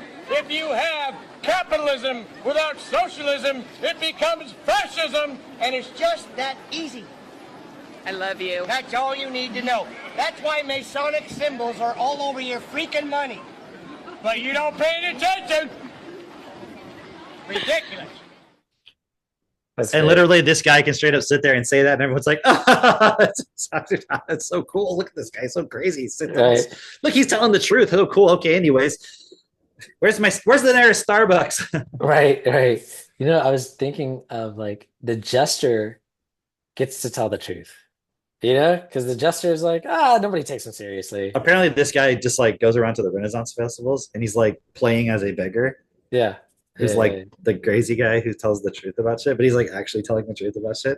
Right. So isn't it? It's like a double layered sort of thing. Yeah, it's so funny. Man, I always loved the comedians at the Renaissance festivals. They're always the best. They're great. They're hilarious. What were we talking about before that led to this? The Roman stuff, Isaiah, the Babylon. Oh, that was Isaiah. Yeah. It was basically, just a guy who's like, there was this politician in Babylon or king or whatever, and he was like, basically showing how it's destroying everything or whatever. That was like the civilization back then, I guess. Or Yeah. something, right. Yeah. And then okay, so hold on. So then But where hang does on, the hang on, fucking hang on, go ahead? hang on. Okay, Wait. okay. Because I was making this point about Lucifer, because the story is what we're told is he wanted to be like God, so he's cast out of heaven, right? Like Yeah. he's God's right hand, and he wanted to be like God, so he's cast out of heaven because he thought he basically was, he was equal to God. He could do all the things. Now think about this though, because there's this idea in the mind of like, well, God is just actually so great that he's orchestrating all these things. Like it's not just my life, but he's orchestrating like all these different people together on this planet and perhaps even on other planets. I don't know. But like he's just so great. Like he's actually orchestrating the entire universe and like he's creating this thing.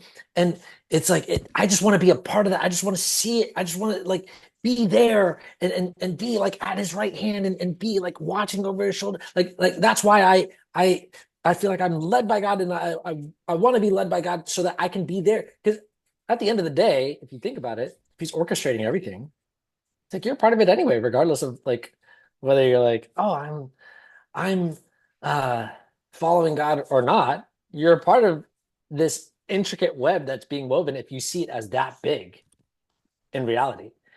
And so wanting to be on the side of like God is like, okay, I guess, but it's really deep down within that is you want to be like God.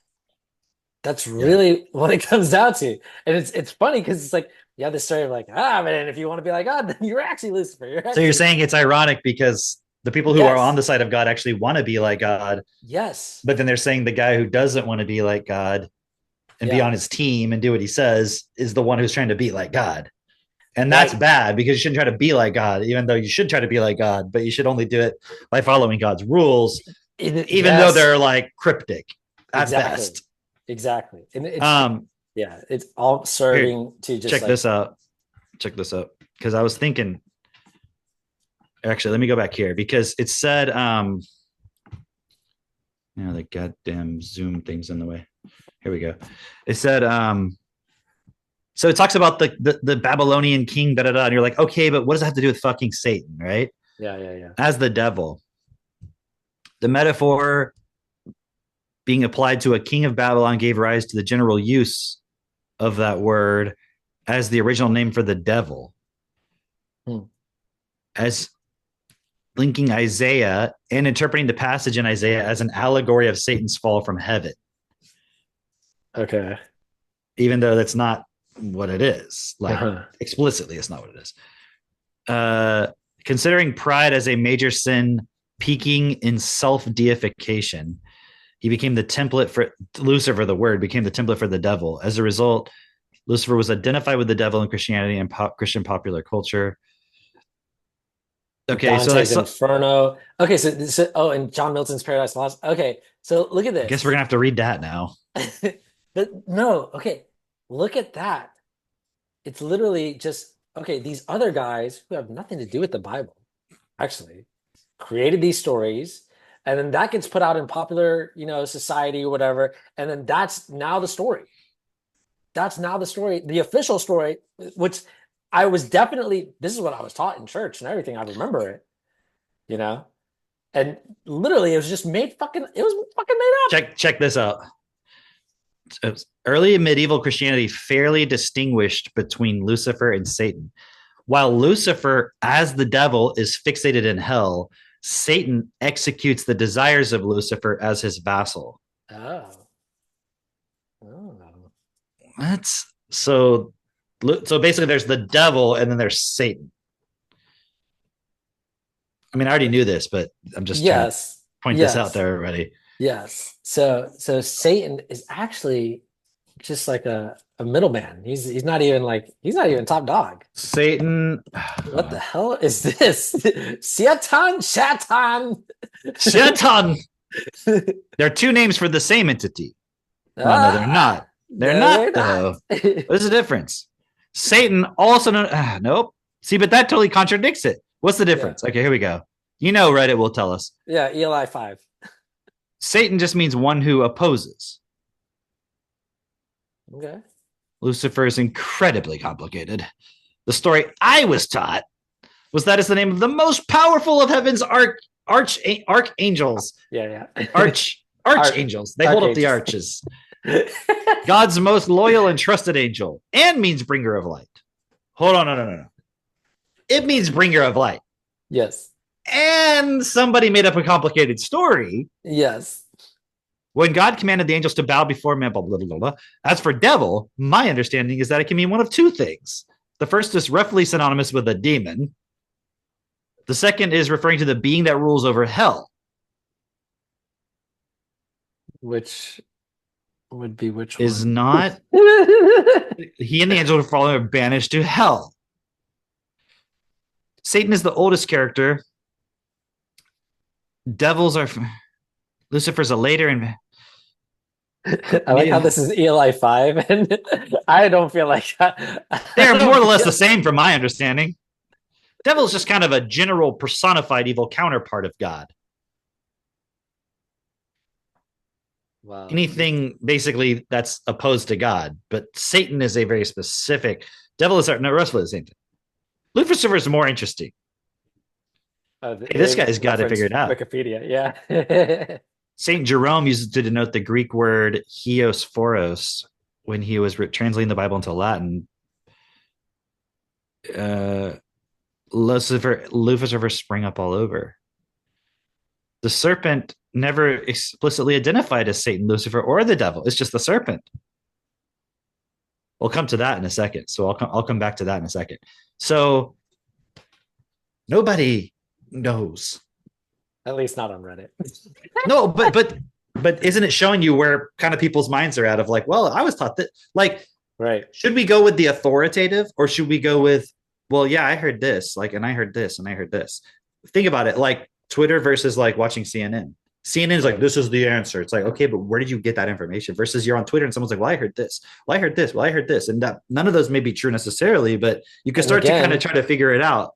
And again, with CNN, they're just pointing to some study, which is the exact same thing. Like, that's the point that I wanted to make as well, is I had watched some interview with Joe Rogan, and I don't even know what the other guy's name was. But he was talking about pharmaceuticals, blah, blah, blah. And one of the points that he makes is that when Casey Means, they all went to speak at the Senate, I think. And when they were speaking, after they had given their speeches, all these articles came up. We shared one of the articles of like, is whatever food's really that bad for you? Like, all the junk food, is it really that bad? And then they like basically did a hit piece on all those people. Meanwhile, the same publication was publishing, a couple years ago, how terrible all these foods are for you and all that stuff. Well, anyway, he was making this point of now they just have this one or two articles. When a fact checker comes, they can just reference that article. Right. Whichever one they want. Whichever one they want. And it doesn't even matter that the article doesn't say what it's purporting that it says that it, right. that they say, right? And so it's just like, it doesn't even matter. And this is what they mean by democracy is about building consensus. It's just about like, we can say this is the agreement. Right. Because we have all the evidence. Because nobody's going to go and read this report. Nobody's going to go read what the article says or what they're referencing or anything. Did I send you that one video of, I don't know if I sent it to you. It was like this guy asking this woman why she was voting for Kamala Harris. Yeah. It's in the RFK one, the Hodge twins at the end. Oh, that's right. That's why I said listen at the end. Yeah. Can you pull that up? Yeah, I got you. It'll be easier for you.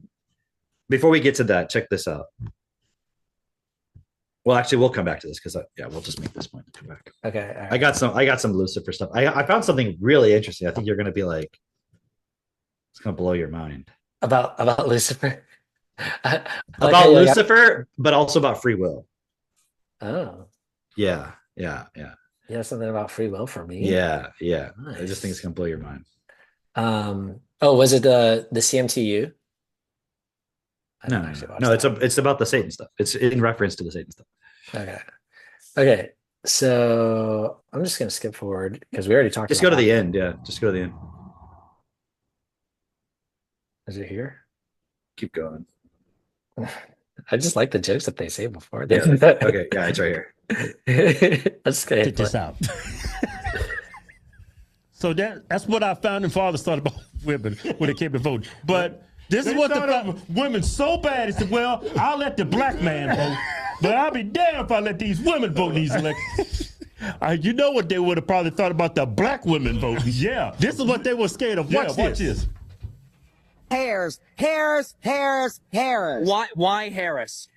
Because she makes sense. Yeah. Even common sense. Yeah. She's been involved with this administration the last 3.5 years. She's been heavily involved in the administration. What was your favorite accomplishment of hers over the last 3.5 years? She oversaw border policy, the Afghanistan withdrawal. She was heavily involved in. What is your favorite thing that she's done the last 3 years? My favorite thing is that she is making common sense and have a great answer for any political question that you ask her. Is she perfect? No. Do she know a little bit about a little bit of this and a little bit of that? Which is a great start. It's 3 years. You can't clean a house and know everything in 3 years. You just see her as being able to really articulate her responses when people are asking her questions. Produce, and she's going to make a better difference than Donald Trump. Hey, I'm talking. I gotta go. Well, really quick, last question. I'm talking to a lot of people that are saying that they want Donald Trump because of the economy the last few years. It hasn't gotten back on track. Real wages are down. People are struggling. Think of January 6th. What would you tell those people? Think of January 6th. Think of January 6th? Yes. Thank you for your time. That's the food they put in. This is why the mainstream media lies so much, because there's a lot of fools out there that's going to believe. Yeah. No, this part. Keep going. Okay. Whatever they see from the news. That's why they can. It's like when I watch, I'm like, this is like comedy watching this. Right. It's like satire. They're lying so frequently. Right. That's why they continue to lie, because there's a lot of people like her in this country. Okay. Yeah. We can stop there. That's why I was so. And that was the point I was trying to get. I like his shirt. It says old school dad. I don't co-parent with the government. All right. So it goes back to what we're talking about with the education system. You deliberately dumb everyone down. Yep. To where they can't read. To where, like, if you're like, hey, but watch this whole 3-hour interview where they talk about all these details and like pay attention to it for a little bit and see that January 6th is not what the fuck they told you. So everyone's stupid. They're just focused on their survival. They're not really happy. It's like the media is masters at knowing how to manipulate the emotions through imagery and everything. And then they bombard you with all this information over time where you can't. It's just like we talk about with children, where you're like, I don't know where he gets that from. And you're like, that's because you weren't paying attention and you didn't see every single impulse, every single point, You just can't track it. So you think it just comes from who knows where. Like, I don't know why this kid can read and this kid can't. Like, because you didn't just observe all the different points of influence. You want to, it's so interesting watching Hazel. She's so cool. I love her. She's anytime in a story right now, her favorite thing, she's 14 months old. Right now, her favorite thing is reading books. Like she doesn't play with toys. She will bring us book after book after book and the same book over and over again and just have us read and read and read and read to her. Right. 14 months old. Right. Which I observed a lot of 14-month-olds, not 14, 14-month-olds, 14-year-olds 14-year-olds too, yeah. Yeah. They're These not days, doing that. They're not reading. No. They don't want to be read to. They want to play on the tablet or like bang on something or whatever. She loves reading. And I'm bringing this up because in a lot of the books, there are things that either like you're supposed to pick up the book or shake the book or something like that. And she loves doing that. But what I've noticed is in any book where it says a word that is like clap or sounds like clap or yay or something like that, she immediately just like it is just like, we'll be reading and like the class says yay. Like she's like, I'm on it. There's a word that says plop, and she's like, Just one clap. Just She's one like, clap wait, for that one. that wasn't Yeah. clap. Yeah. Yeah, it was a clap. But she always like, She's like, and you almost got me there. yeah, exactly. It's like it's automatic. It's automatic at this point. And I just find it so fascinating because I'm like, wow, that is like it's not like she's doing it it's hard to describe. It's like a program. It's like a program Yeah. where it's like she hears the word clap, and we taught her the word clap, and like obviously, right? It's not like we don't know where this comes from, but it's like every time, it's just almost automatic. You can see how these words Yes. direct that person. Yes. And so you could see how if you just, it's like if I watch somebody, you see these like street artists with like the spray paint and like, and they make these crazy pictures like with like cardboard and spray paint and shit. And you're like, ah, but to them, it's like, no big Yeah. deal. Yeah. Because they've done it a million times. So it's like to the media, manipulating people with like these stories and shit is no big deal. Like Yeah. to us, it's like, how could they possibly do it? Like every time it seems crazy, but they literally know what people are programmed with. Mhm. Imagine even one of the benefits of the education system is that where everyone's at. Yes. Yeah. Instead of it just being like, nobody should know that. If no one knew that, it would be really hard because you wouldn't know how smart are people, how dumb are people. Right now, in a system that the principal starting point is what's best for all, it'd be cool to know that stuff because then you could actually support where necessary. Right. But in the context of the current system, it actually works to our detriment because it gives the few who have the actual power the ability to manipulate at a much higher level. Right. It's just like if I was like, it's like, okay, I'm going to put you in a classroom. Okay. And I want to tell me how confident you are within 5 minutes. You can have all the people laughing. Oh, I could do that. Okay. But imagine if it's a random person. Oh, okay. Yeah. No. Now, what if I told you they're kindergartners? Oh, easy. What if I told you they're teenagers? A little bit more challenging. Would it be different? It would. Do you see my point though? Because Yeah. I told you they're kindergartners, that gives you some information about where they're at emotionally, mentally, intellectually, etc. Yeah.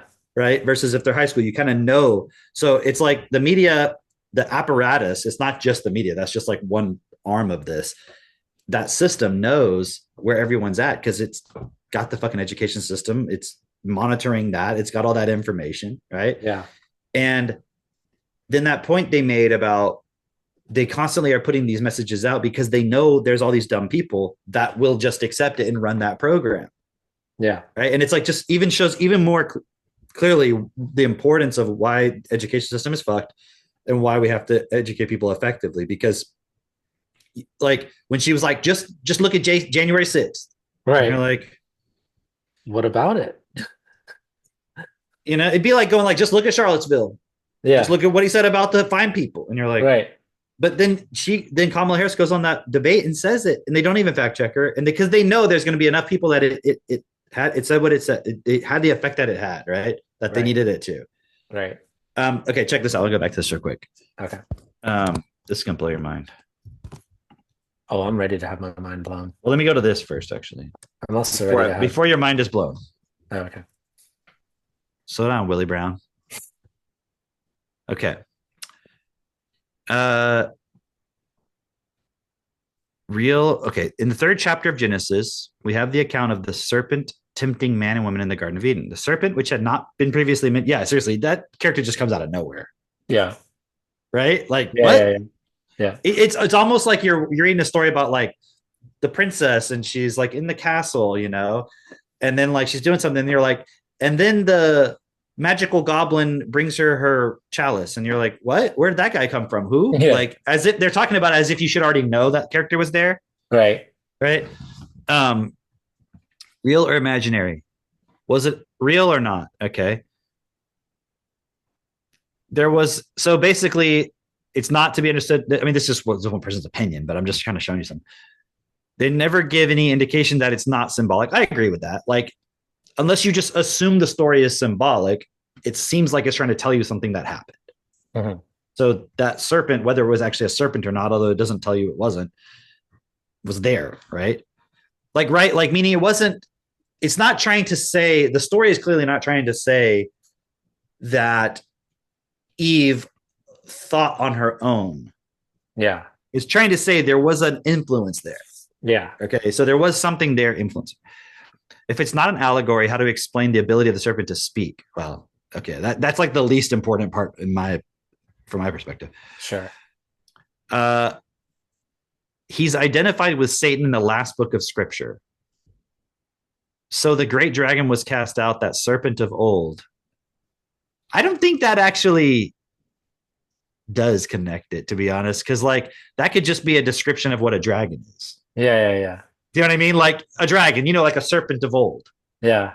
But anyways, maybe the serpent of old, who is the devil and Satan.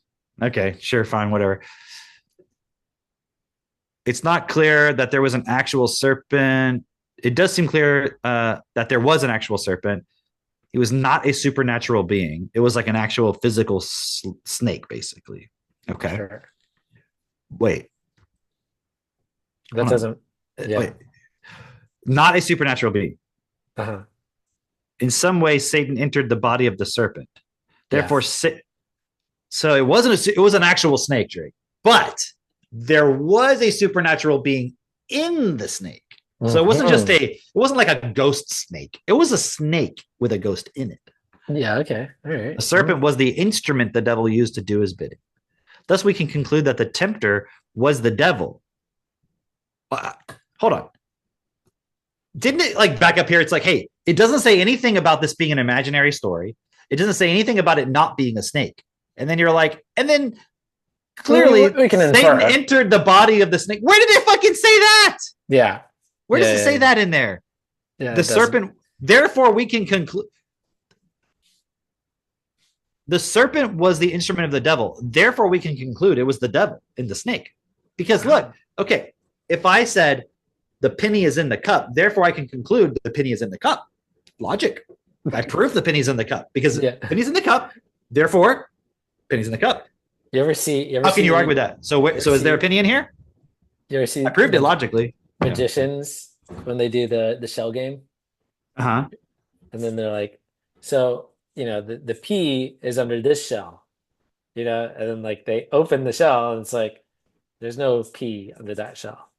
It's like but they said it and therefore that's you what I'm believe saying. it. Right. Yeah. I said it was there, so therefore it was there. But but actually I'm trying to say it's like logical. I concluded it. Yeah, because you just said it.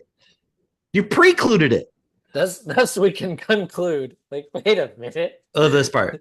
Career of Satan. We should briefly consider what the Bible has to say about this personage. According to Scripture, the career of Satan or the devil has been steadily going down since his creation. Originally, he was created as a perfect being without any sin. Hang on, wait. I just want to go back to it. Thus we can conclude. Okay. It's like, when you're in high school and you're just like trying to use like the transitions that you've learned so you can sound smarter and like thusly. Yeah, you're using the thesaurus. Thenceforth. Yeah, but that seriously works on the average person. It sounds like, no offense, a black person trying to sound white. It sounds a bit like a Kamala Harris, let's say. Trying to sound like that woman said, though. She goes, she has perfect answers for political questions. She's not black. Okay. Wow. Also, that's why I said it sounds like one. The reason why she says she has perfect answers for political questions is because avoiding what you actually want to say is like that's part of the playbook, right? Of women and of just like, I don't know, just people in general, like trying to talk on the sly. Yeah, I get what she's saying. Yeah. Did you get it? What is you saying? No, what she's saying. Yeah, what is she saying? What is she saying? She's saying it like it is. She's like telling you like it is, like all about what it is. Like, come on, bro, come on. Like, actually, oh wait, hang on. That's it right there. That's it. It's like you don't want to be the one who kind of sounds like you don't know what's going on. You just play along, and it's like the other person who doesn't get you. That's the problem. Like, come on. Like she says in that interview, Kamala Harris says in the interview with Brett Baer, I learned his name now. Brent. She says, Brent? Oh, fuck. Brent Boehner. No, it's Brett. It's Bart. Yeah. Bart. She, Bert. my door just flung open. My door just flung open. she just swings the door open. Hey. She's like, hey, I heard you're in here. Was I being too loud? I'm talking about Cameron. Reading her favorite book. Which book? Pete the Cat. Oh yeah, she loves that book. Which Pete the Cat is it? Pete the Cat and the Surprise Teacher, which is because we tried not to read her that one. Like I just have a bunch of books in my bag, and she like goes through my bag and like pulls out books, and she kept pointing at this book. Like, Pete the Cat scuba diving is a good one. We have that one. We read her that one as well. Yeah, scuba cat. Yeah, scuba cat. Yeah. But she loves Surprise Teacher. Have you ever listened to a Pete the Cat book on YouTube? Yes. Yeah. There's like this official ones, I guess, and the guy's like, "Yeah, Pete the Cat, man." Like he like talks in this weird like hippie. Yeah. Like, so now it's like that's the voice I hear whenever I read the book. That's hilarious. Yeah.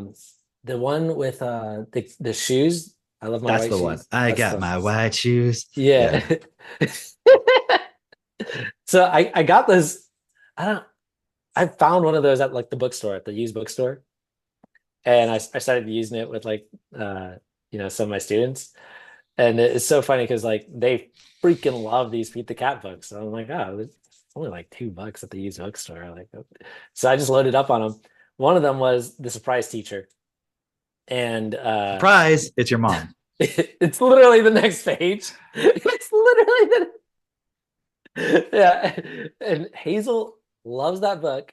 I don't know why. And we were initially like, it's about school. Like we don't want to influence her at school. But she, like any other book we go to, she brings that book back. She's like, this one. So I'm like, whatever. Okay, we'll read her this book. But yeah. It's not like you're gonna put her in school.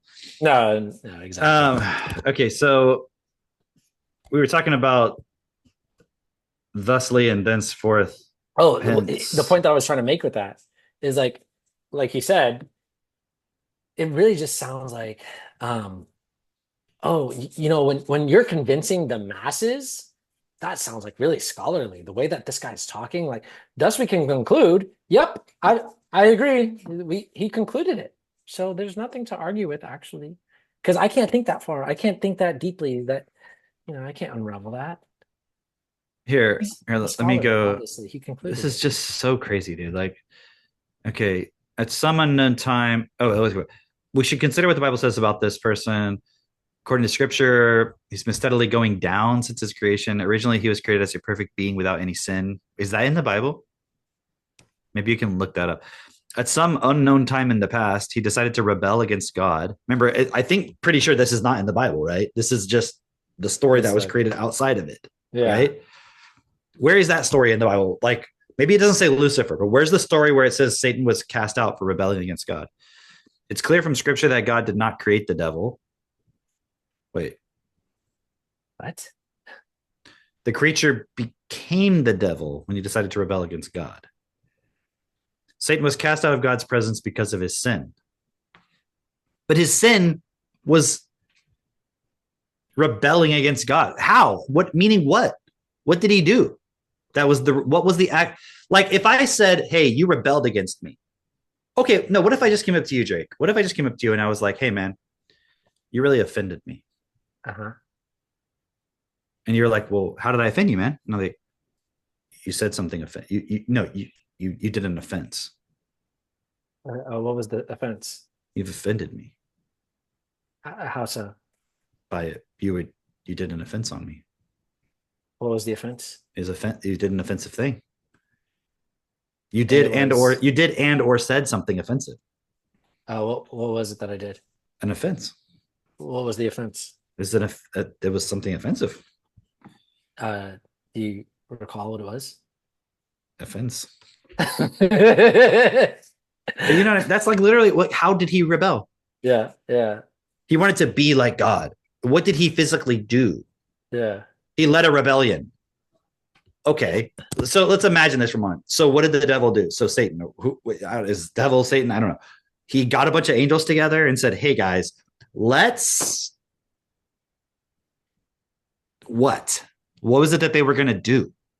Okay, so apparently they're And saying this is before there was any human beings, right? yeah.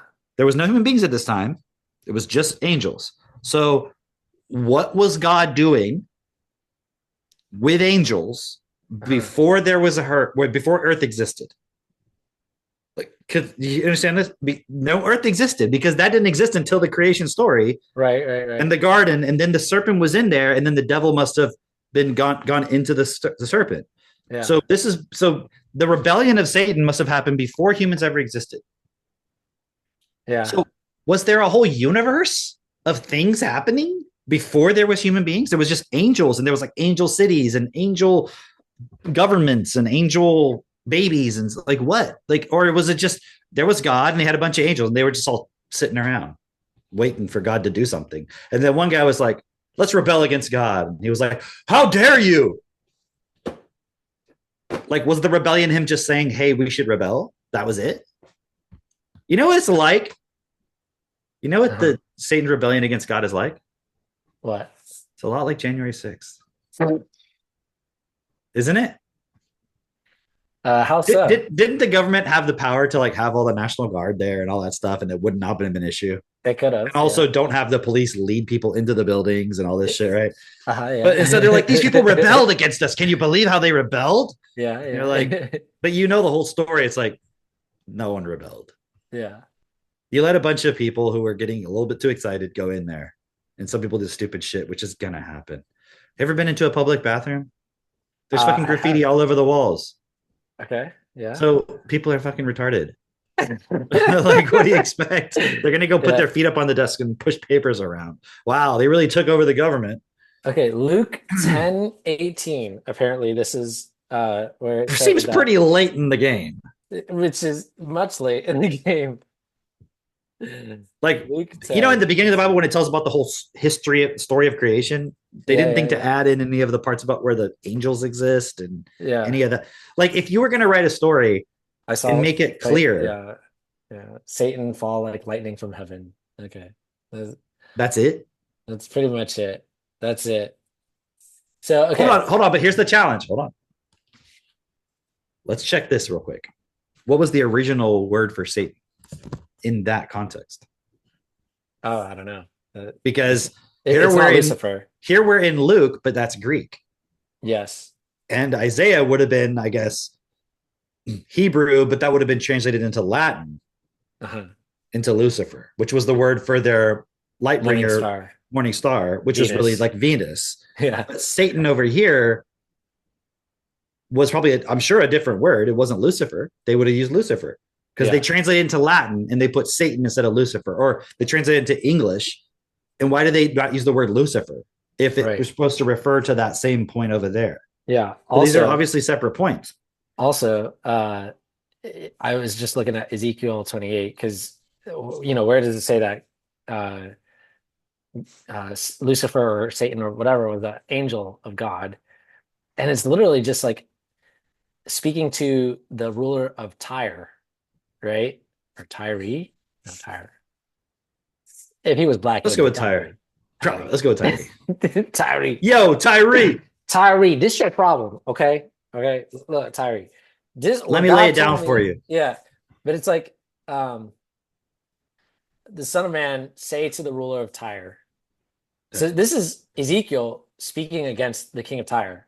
So nothing to do. Yeah. Right. And so basically he's talking, blah, blah, blah. And like he's saying, in the pride of your heart, you say, I am God, I sit on the throne of God in the heart of the seas, but you are a mere mortal and not a God. So this is the beginning of this.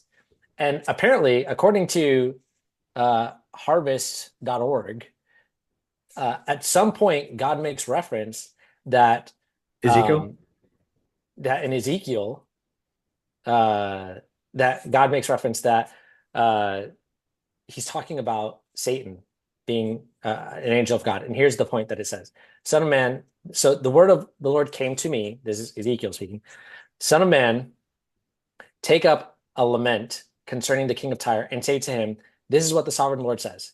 You are the seal of perfection, full of wisdom and perfect in beauty. You were in Eden, the garden of God. Every precious stone adorned you. Then it goes through all these precious stones. Your settings and mountings were made of gold on the day you were created. They were prepared. You were anointed as a guardian cherub, for so I ordained you. You were on the holy mount of God. You walked among the fiery stones, blameless in your ways, from the day you were created till wickedness was found in you.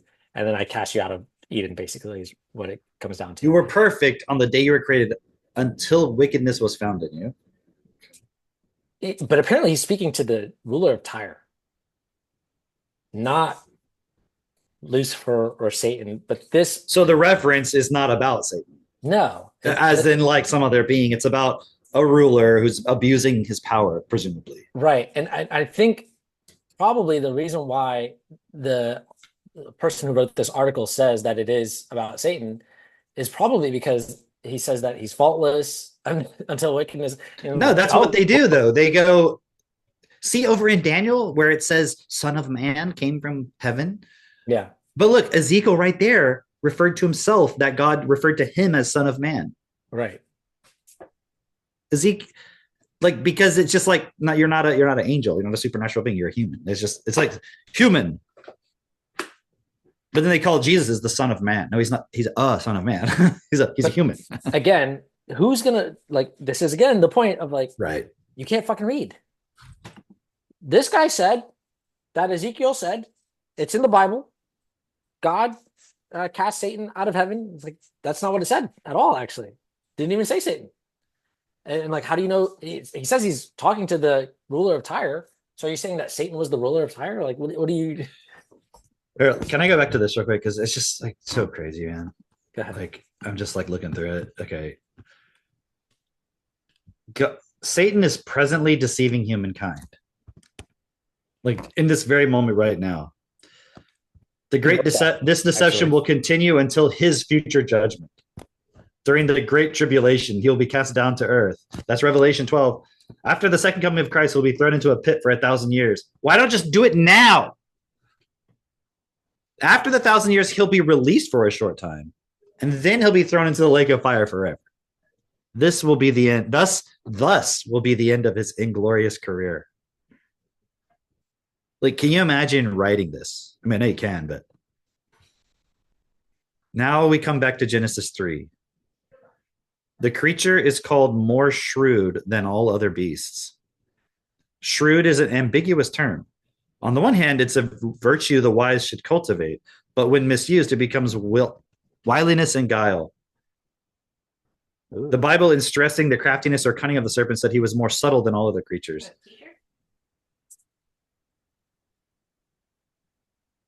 Okay, let's go back here. More subtle. Did you hear this part about his judgment? No, I heard it all. Yeah, okay. I was What? So there's going to be this great tribulation, and then Christ's going to come back, and they're going to throw Satan into a pit for 1,000 years. That's it? Then they're going to let him out and then put him into a lake of fire forever. Okay. But also, he's in hell right now. I don't understand it. He's in hell right now, but also he's got Satan on the earth doing his vassal, deceiving all of humankind. And ultimately, none of that fucking matters because all the people on earth are going to be at some point dead and in heaven anyways.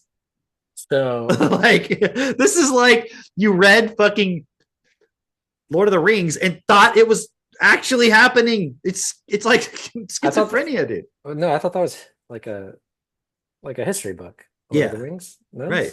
It'd be like you went to like the a certain museum and you thought that it was actually something that happened 80 years ago. Yeah. I that's not too crazy. Look at this one. Like this part about when they said that they're naked. Remember? He like pointed it out, and I'm like, wouldn't it be like, so? Right. What does that matter? It's like, you're ashamed? Like, what is shame? Like Yeah. it's just her and Adam. Like how many times have you walked around nude with like just you and your wife? Bro, we have You- like we have these imagine windows. imagine if somebody called you and was like, "Hey, you're walking around naked with just you and your wife there?" Yeah. Aren't you ashamed? Why? Like I'm not sitting on the street corner. Like what are you talking about? Right. No, dude, like we walk around with the windows But- open. Well, but walk you see around my with the windows point, though. open. Yeah. Well, there's like, no one next actually, to I was gonna make a post the other day. I Yeah, no take problem. shits with my door open. You know, like when I go to the bathroom, the door is wide open. Why wouldn't you? You know, like You're just selfish otherwise.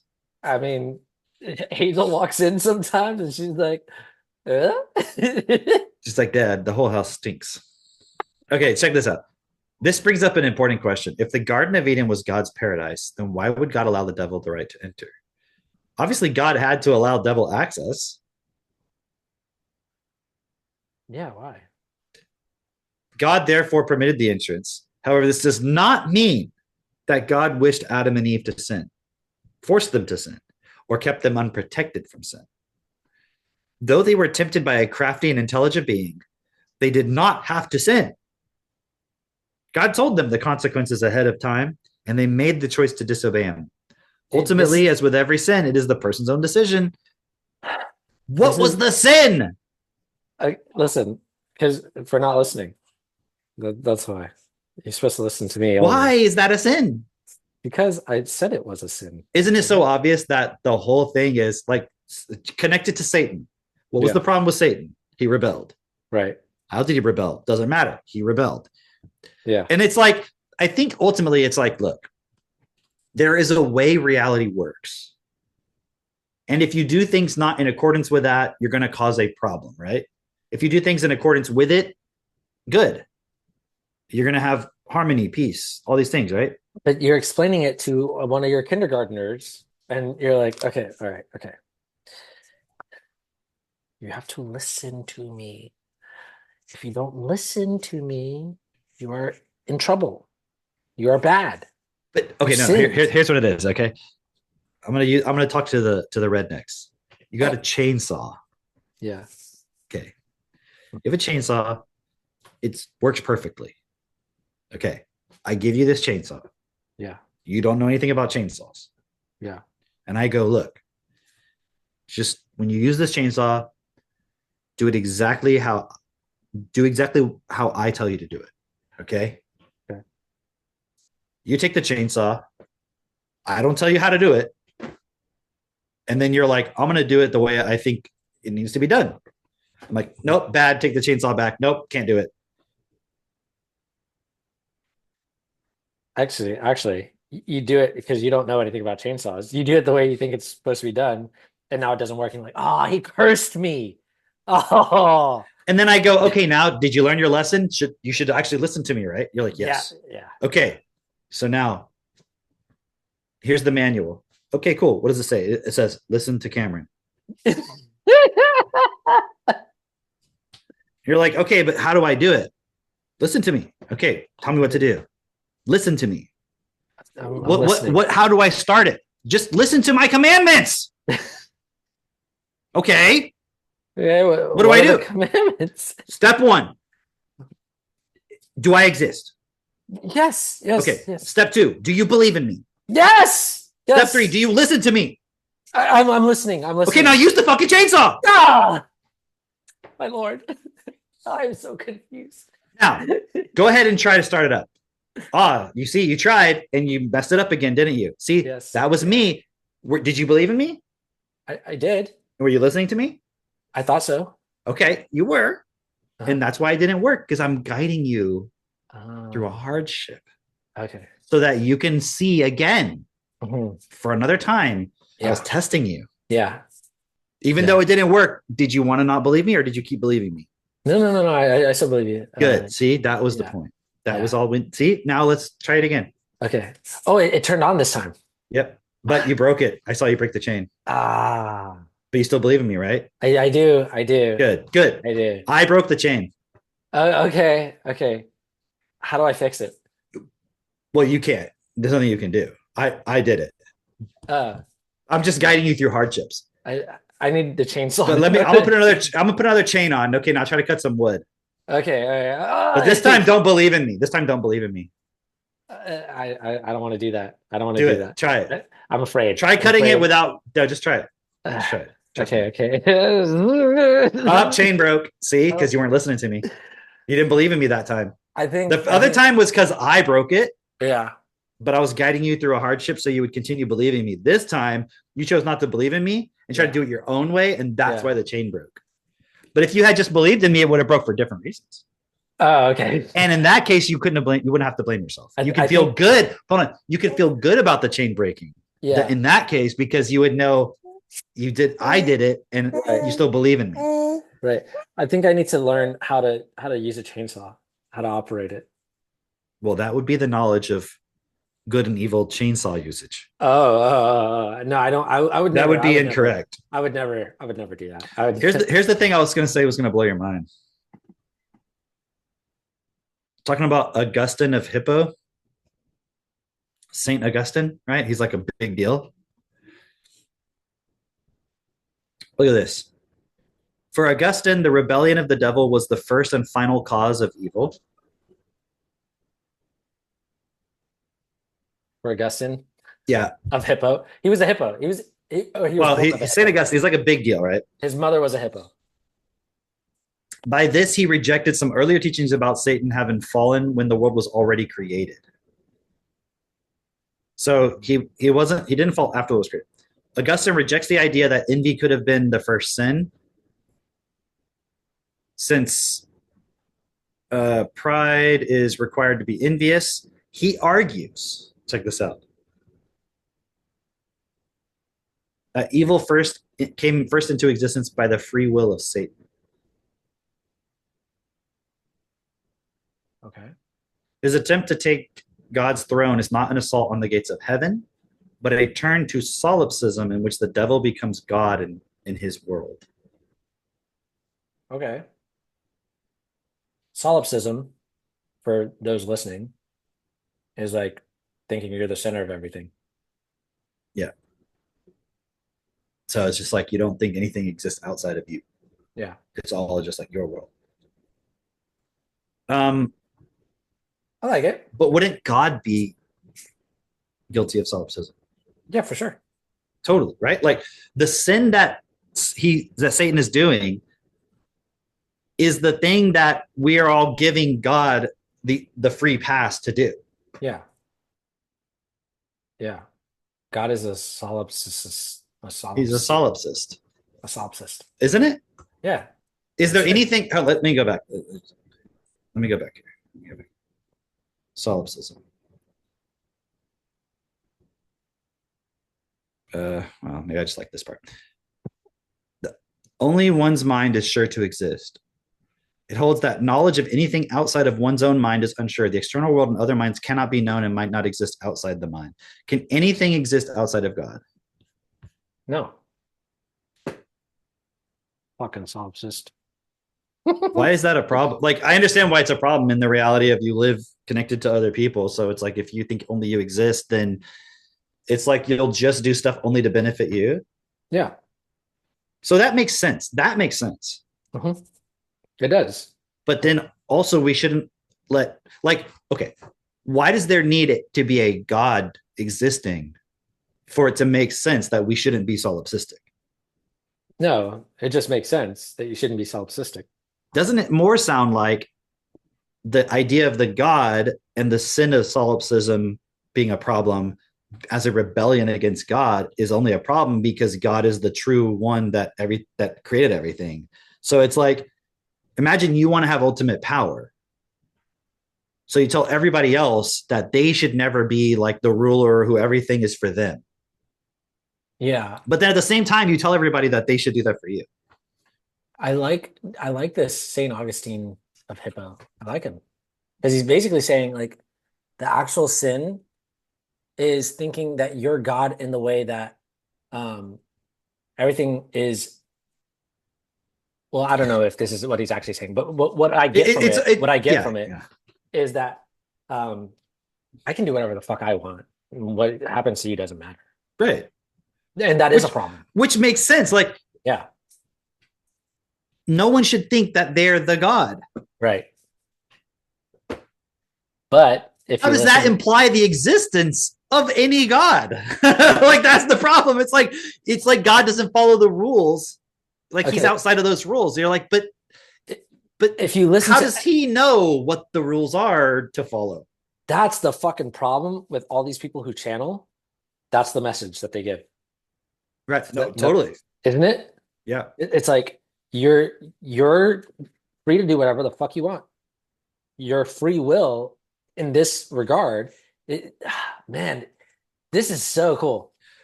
Because like what the actual problem is, your free will, the way that it's defined is as like that there is no consequence. You can do whatever the fuck you want, and you're free to just like destroy other people. But that's not free will, actually, because I mean, you wouldn't want that done to you. You know, going back to those kids with the little eggs, right? Those little kids with the eggs, I mean. They get this egg smashed in their face, and it's like the reason why that girl is like, how would you like it if I did that to you? Because she just got spited, right? And so she's like, that little girl's a lot like Kamala Harris. She just makes common sense. that little girl makes a lot more common sense than Kamala Harris. But she's like, how would you like that if I did that to, like that's the feeling of like, it's just a perfect example of what happens within a child. It's like, fuck you. Yeah. Because we have this environment that is constantly doing that to us because of the system that we as humanity have created. We are constantly spiting each other. And so it's like, I feel like I have to then spite. And, you know, you research Destiny and you find like we've actually been doing this forever at this point of spite, or actually not even forever, actually. There was a moment of introducing spite that we've just spiraled down. And we're still in it as humanity, as man. And it's walking that process back. But it's so interesting because it's like, okay, hold on. What if the system knew that at some level? And I'm just saying this for everybody just to consider it as a point of understanding. Like the system knows that there was a point where everything was in balance. And that through spite and the idea of free will and solipsism, we spiral downward. Yeah. But part of the spitefulness is to make sure that we never stop it. And so even that idea is twisted to where it's like the only way to stop, the only way to get out of it is to follow a guide that doesn't exist. And to convince you of the existence of a guide that you just have to follow. Yeah. And that if you just with all of your heart believe it, it will guide you truly. Well, that's spiteful. But you see, that is what the current version of everybody who believes in God in any capacity is doing. But then you're spiting yourself. But do you see what I'm saying, though? It's like the story like we were reading, like, hey, this makes sense. The devil is a fucking asshole. Yeah. But then that for the devil to exist, God doesn't have to exist. And this is the thing, like when you listen to Candace Owens, remember, and she was like, well, I know there's a spiritual war and God and so forth because I've seen the evil. Right. And it's like evil can exist without there being its opposite. Right. Yeah. That not is in the mind. Not in the mind. The mind needs polarity. Like, in fact, I would argue evil only exists if there's no opposite. And the only way for evil not to exist is if there's no more evil. Right. And then you just don't have evil. You don't have good. You just don't have evil. Yeah. And like we have to like in our mind personify good as a thing that exists instead of it just being the absence of evil. Yeah. And not being spiteful and not doing things that aren't best. It's like if we come over and we're hanging out and we're just doing something mundane, but we're not being spiteful to each other, isn't it just naturally enjoyable? Oh, yeah. Like, do we have to be like, Hey, would you like a piece of cake? Oh, thank you, brother. Would you like me to give you a back rub? Sure. Okay. Would you like me to build you a thing? And you're like, okay. And like, does it have to be like fucking like this crazy, like positive thing happening the whole time? Or could it just be like, we're just not being spiteful to each other? Yeah. Like, have you ever just sat around a fire and just relaxed and just chatted? You know, it's funny is what you just described of like, would you like a piece of cake? Would you like a back rub? Would you like me to build you something, et cetera, et cetera. It's like the opposite of spite, as in like it's the opposite polarity of spite. Because it's like, oh, I'm doing you favors Right. so that you don't spite, because it's the same exact thing that happened. Somebody spites you, you spite them back. And then it just goes back and forth. And who's going to be the one? Oh, well, I can't let it go because then they'll just continue spiting me. So I got to continue spiting him. You know, it's like, so it's like you're stuck in a labyrinth, and then someone has convinced everybody else, and everyone agrees that the only way out of the labyrinth is not by actually walking and making a map and figuring out where the turns are and working together and sharing knowledge. It's just everyone deep down within you, listen to that magical voice that's telling you how to get out. And don't worry about what anyone else is doing. Just yourself. Listen and really carefully hear that voice and just follow that voice no matter what. Even if it takes you into a long, winding road where you're stuck in an obvious dead end, like just keep trusting. And like, why would that be the way? No one, you wouldn't apply that to anything physically in your life actually ever. Yeah. Yeah. Some people do, and then they just fucking have totally delusional. But it's self-spite though. Like, you get what I'm saying with that? Yeah. Yeah. Like, it's like you don't trust yourself so strongly. That's the point. Right? That you're spiting yourself. So but part of the spitefulness that we've done to ourselves is to, like in a previous life, leave a little spiteness. Yeah. That when we're born, we get spited right away to not trust ourselves. Right. And even then, when we're like, maybe I should trust myself, there's another spite waiting for us to be like, if you do that, it's a sin. If you do that, that's what got you here in the first place. Right. Was trusting yourself. Like, which in itself, it compromises free will. It compromises your free will, because the only thing that now you're focused on is the spite. That's what makes no sense, is that we explain. Okay, here's what it is. It's like, okay, why is there evil? Because we have free will. Why the fuck do we have free will then? Because God loves us, and he obviously wants us to have free will, because that's a good thing. And you're like, dude, what good does it do? Dude, you know what that sounds like? Because I was telling I don't want to spoil anything, but Christine was, you were telling Christine the whole plot of Endymion. Yeah, exactly. But Christine was asking me about like something to do with juice, right? Apple juice? No, the other juice. Orange. No, she was telling me about really good things. How yeah. Basically, like how this character struggles with following God, right? And I was like, oh, that's like a really heavy theme throughout just the Jewish religion, is like wrestling with God, right? There's, I think it's like Jacob, his name. I thought you weren't going to spoil the plot of Hyperion. Shut up. I was. Poor Sandra. Poor Sandra's like, fuck you guys. Dude, isn't that like Jordan Peterson's tour, We Who Wrestle with God? Yeah. Okay. Isn't that what Israel means? Right? Anyway, so I was explaining, because Christine's not really, she didn't grow up religious or anything like that. So I was just explaining to her, like, that's a common theme of like wrestling with God.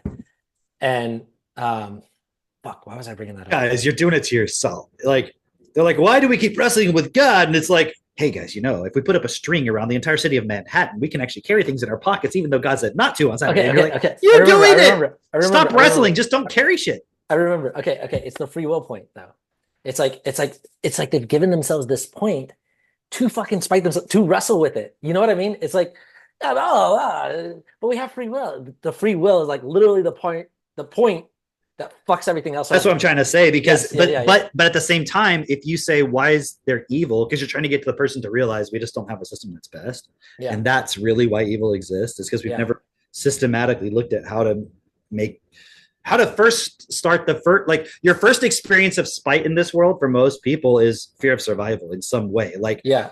it may not be obvious directly that's what it is, but like you got spited by somebody who was so beat down in their life because of fear of survival, essentially, that's Yeah. why they spited you.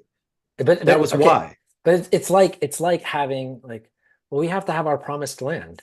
You know, we have to have, you know, Israel. You're saying our people can't have a land?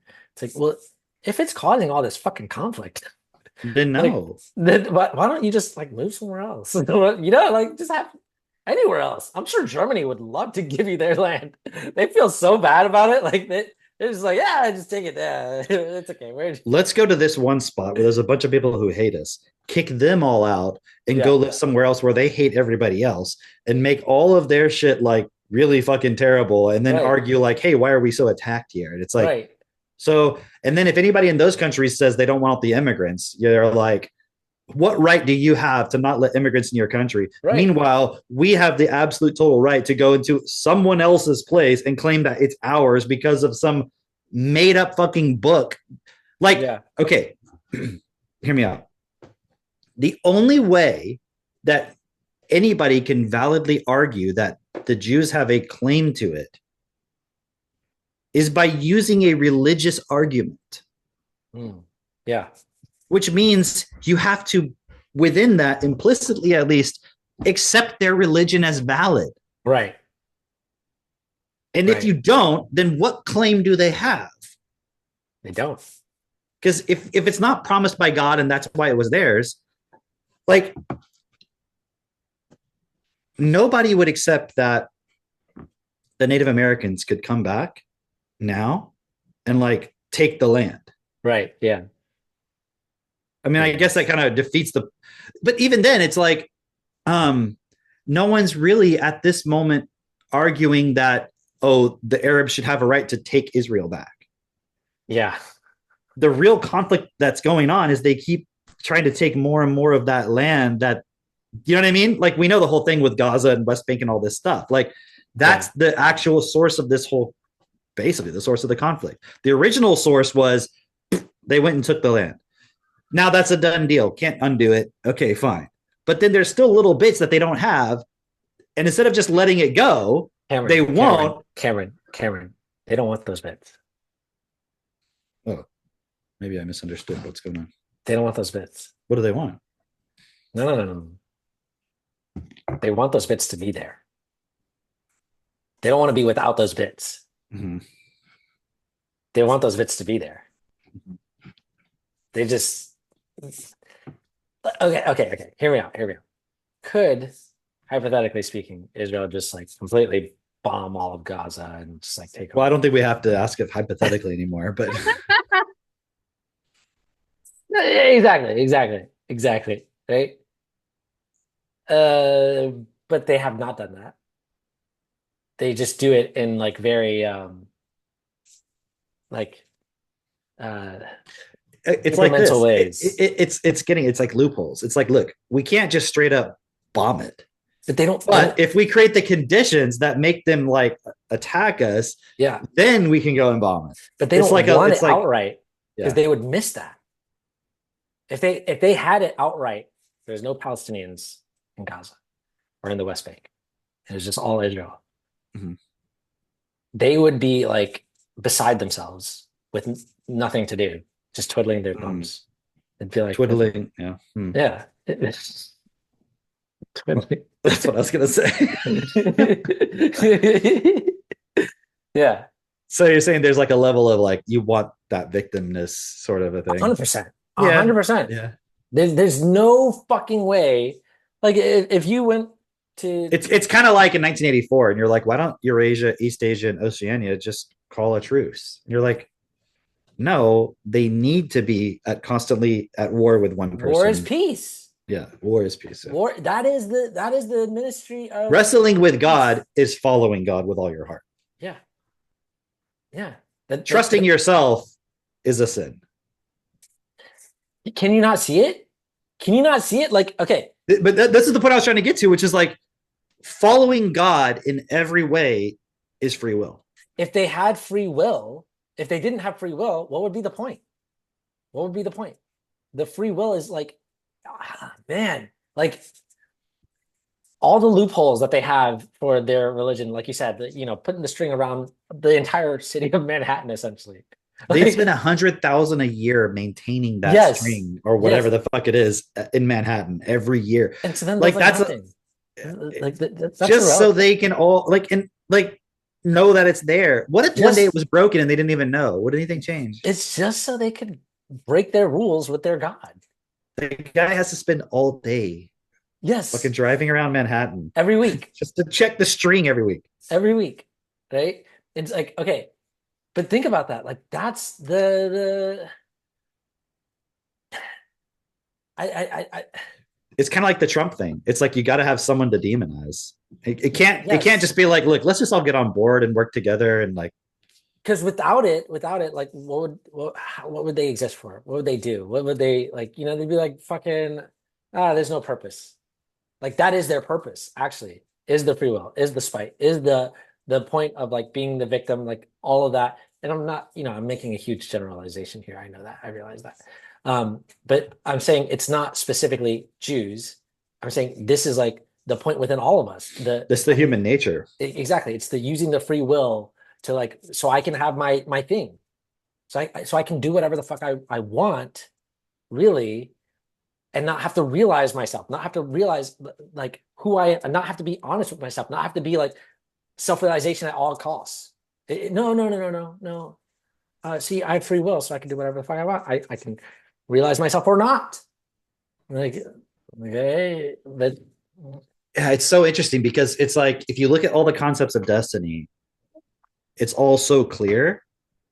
And then you look at religion and it's just all of that, but twisted so that it can never actually solve the problem. Yes. What destiny does is it cuts through the bullshit and it's like, no, let's actually embody these points that we're claiming in religion. Yeah. Like if you actually have free will, but choosing to go against God is the problem, and that is the source of evil, then let's just not do that anymore. But if you're saying I'm just going to follow God, see, that's not the problem. The problem is not that you're not following God. Mhm. That's where it's twisted. Yeah. It's so that's where like the devil story comes in, because it's like, well, the problem is it was all perfect. And you decided to be God. Mhm. You decided that you knew better. Mhm. So you basically you did things wrong, right? Yeah. So what's the actual sin? Was it trying to be God, or was it just doing things wrongly? Yeah. Right. Like, would God care if someone thought they were God as long as they did everything that God would actually do? It would be like if you have a general of an army and you think you're the general of that army, but you operate exactly as that general would. Right. Would that general be upset? You'd be like, fuck, this is awesome. Like you But the problem with that context is there's a hierarchy. Yes. That's the problem. So they can't be the two generals at the same place, because it's an executive. However, but then that would imply that go ahead. The point being, that would imply that you have a separate motive, goal, or you would do things differently than the original general. Like, here's what I'm saying. True. If you have a robot, if you have a robot at the top, that is the general, and all the other robots carry out exactly the order of the general, as if the general was, in their minds, right? It's like there's no problem, actually. Well, there is if the general has a different duty. Again, there's a hierarchy. Mm-hmm. You see what I'm saying? It's like, what is it that God wants everyone to do? Worship him. That's what I want to look up. What is God's plan? Well, you can't know his plan. Haven't you ever talked to a pastor or a preacher or a padre, the Pope? Have you not talked to a bishop? This is from BibleEd.com. God's master plan is to fill the earth with his glory. That's Chris. God's glory is revealed in his character. Humans are the vehicles through which God will fill the earth with his glory. The purpose of life is to develop the character of God.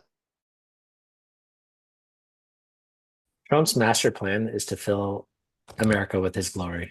Think about that. How does that sound? His plan is to fill the earth with his glory. What would you say about someone's character? Isn't that what they hate about Trump? Oh, Yeah. it's like all about him and his being great and all this stuff. Isn't that what basically God is, just like the embodiment of that? I'm just saying, if you heard like Trump wants to fill the earth with his glory, you'd be like, there's some weird connotation here. But it says the purpose of life is to develop the character of God. But it says his whole plan is to fill the earth with his glory. Why isn't it like, okay, why isn't it when you look up what is God's plan, it's like for everyone to have an amazing life? Wait. What is God's character? Are we talking about like angry God who like No. destroys Sodom and Gomorrah? Character in the sense of like your principles. What are his principles? That he wants to fill the earth with his glory. That is his character. That's what I'm trying to say. If your plan is your character. Okay. It's like, don't you think isn't it most people have the perception that Elon Musk seems to have a better character than Jeff Bezos? Seems to. Like, that's the perception people have. Mhm. It seems like Jeff Bezos is just greedy. And it seems like Elon Musk, wants to better humanity and like have all this great stuff. Like, it seems that way because of the way his plan is and the way it's carried out. Yeah. So I'm saying if God's plan is to fill the earth with his glory, that is his character. It's just his gloryment. Yeah. And then our purpose is to develop that character. Well, we've certainly done that. I think we're doing a pretty good job. But look at the earth. It's filled with What his is the glory of humans? spite? Self-interest? Just take out the L. Gory. Ooh. God's plan for my life is salvation. God's paramount plan for us is to be saved through faith in Jesus Christ. Saved from? What does it mean to be saved? What does it mean to be saved by Jesus? To be delivered from death and separation from God. Okay, so you just don't die. Well, Repentance, admitting you're a sinner, asking for forgiveness and turning away from sin. Faith, believing in Jesus and trusting that he will forgive you. Commitment, asking Jesus to take control of your life and committing to following him. So also to be saved means to be forgiven for your sins. To experience the new birth.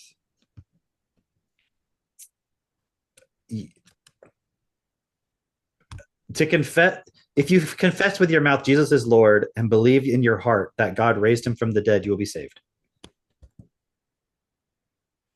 The moment a person turns from his sin and trusts in Jesus to be forgiven of his sin, he is saved. oh wow. But what is sin? That's when you do something against God.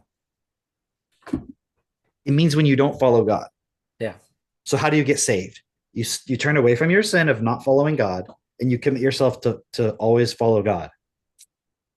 Yeah. Okay. And follow him. Okay, how about this? It'd be like this, Drake. I need you to follow me right now, okay? And you're Where are like, we going? but you're like, no, I just need you to follow me, okay? Okay. Okay.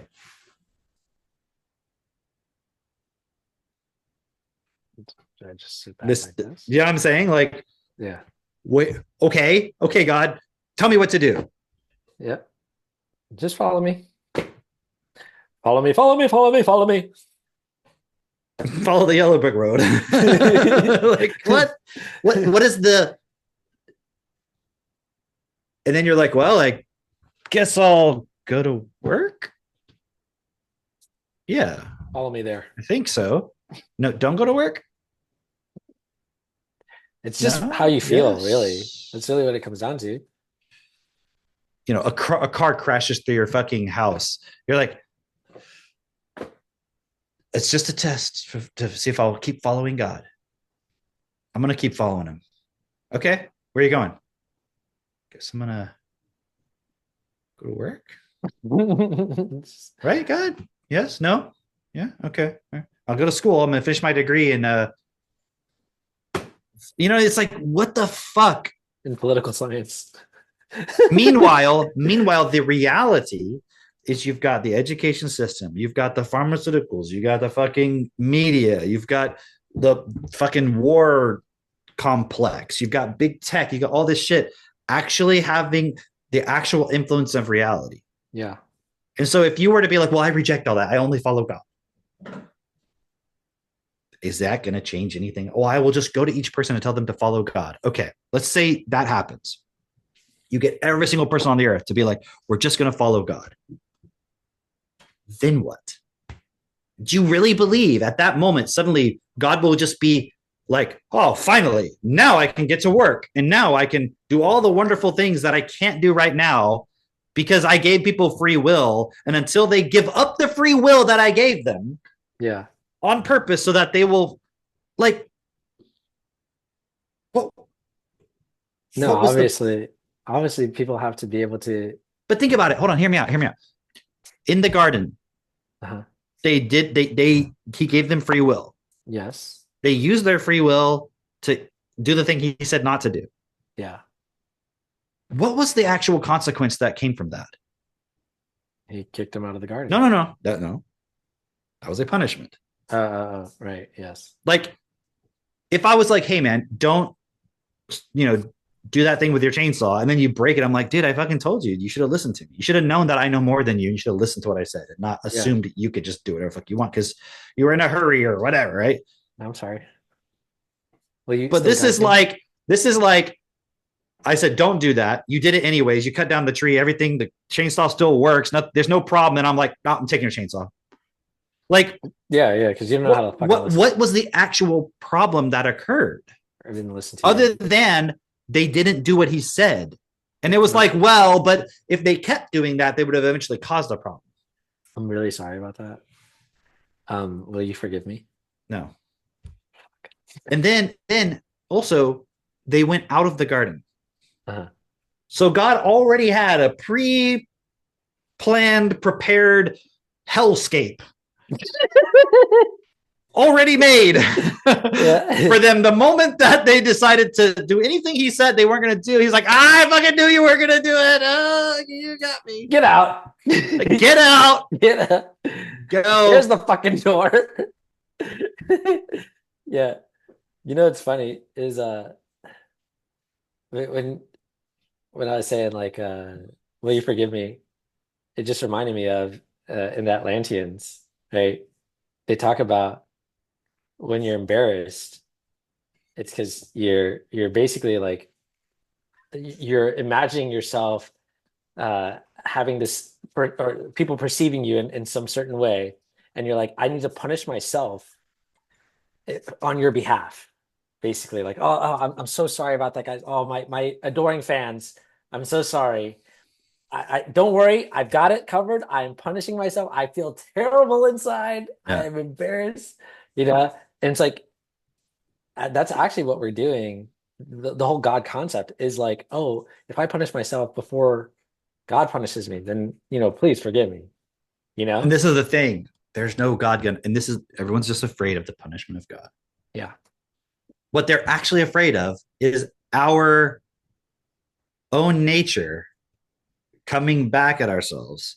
Yeah. And we're just not correcting that. Instead, we're still acting within that nature. It's like people don't realize you say you believe in God, but did you change? They say, well, I stopped sinning. No. That's not what I'm saying. It's like, did you actually change anything within you? Like a machine. Oh, this ball bearing's out. Did you change it? You didn't change the ball bearings.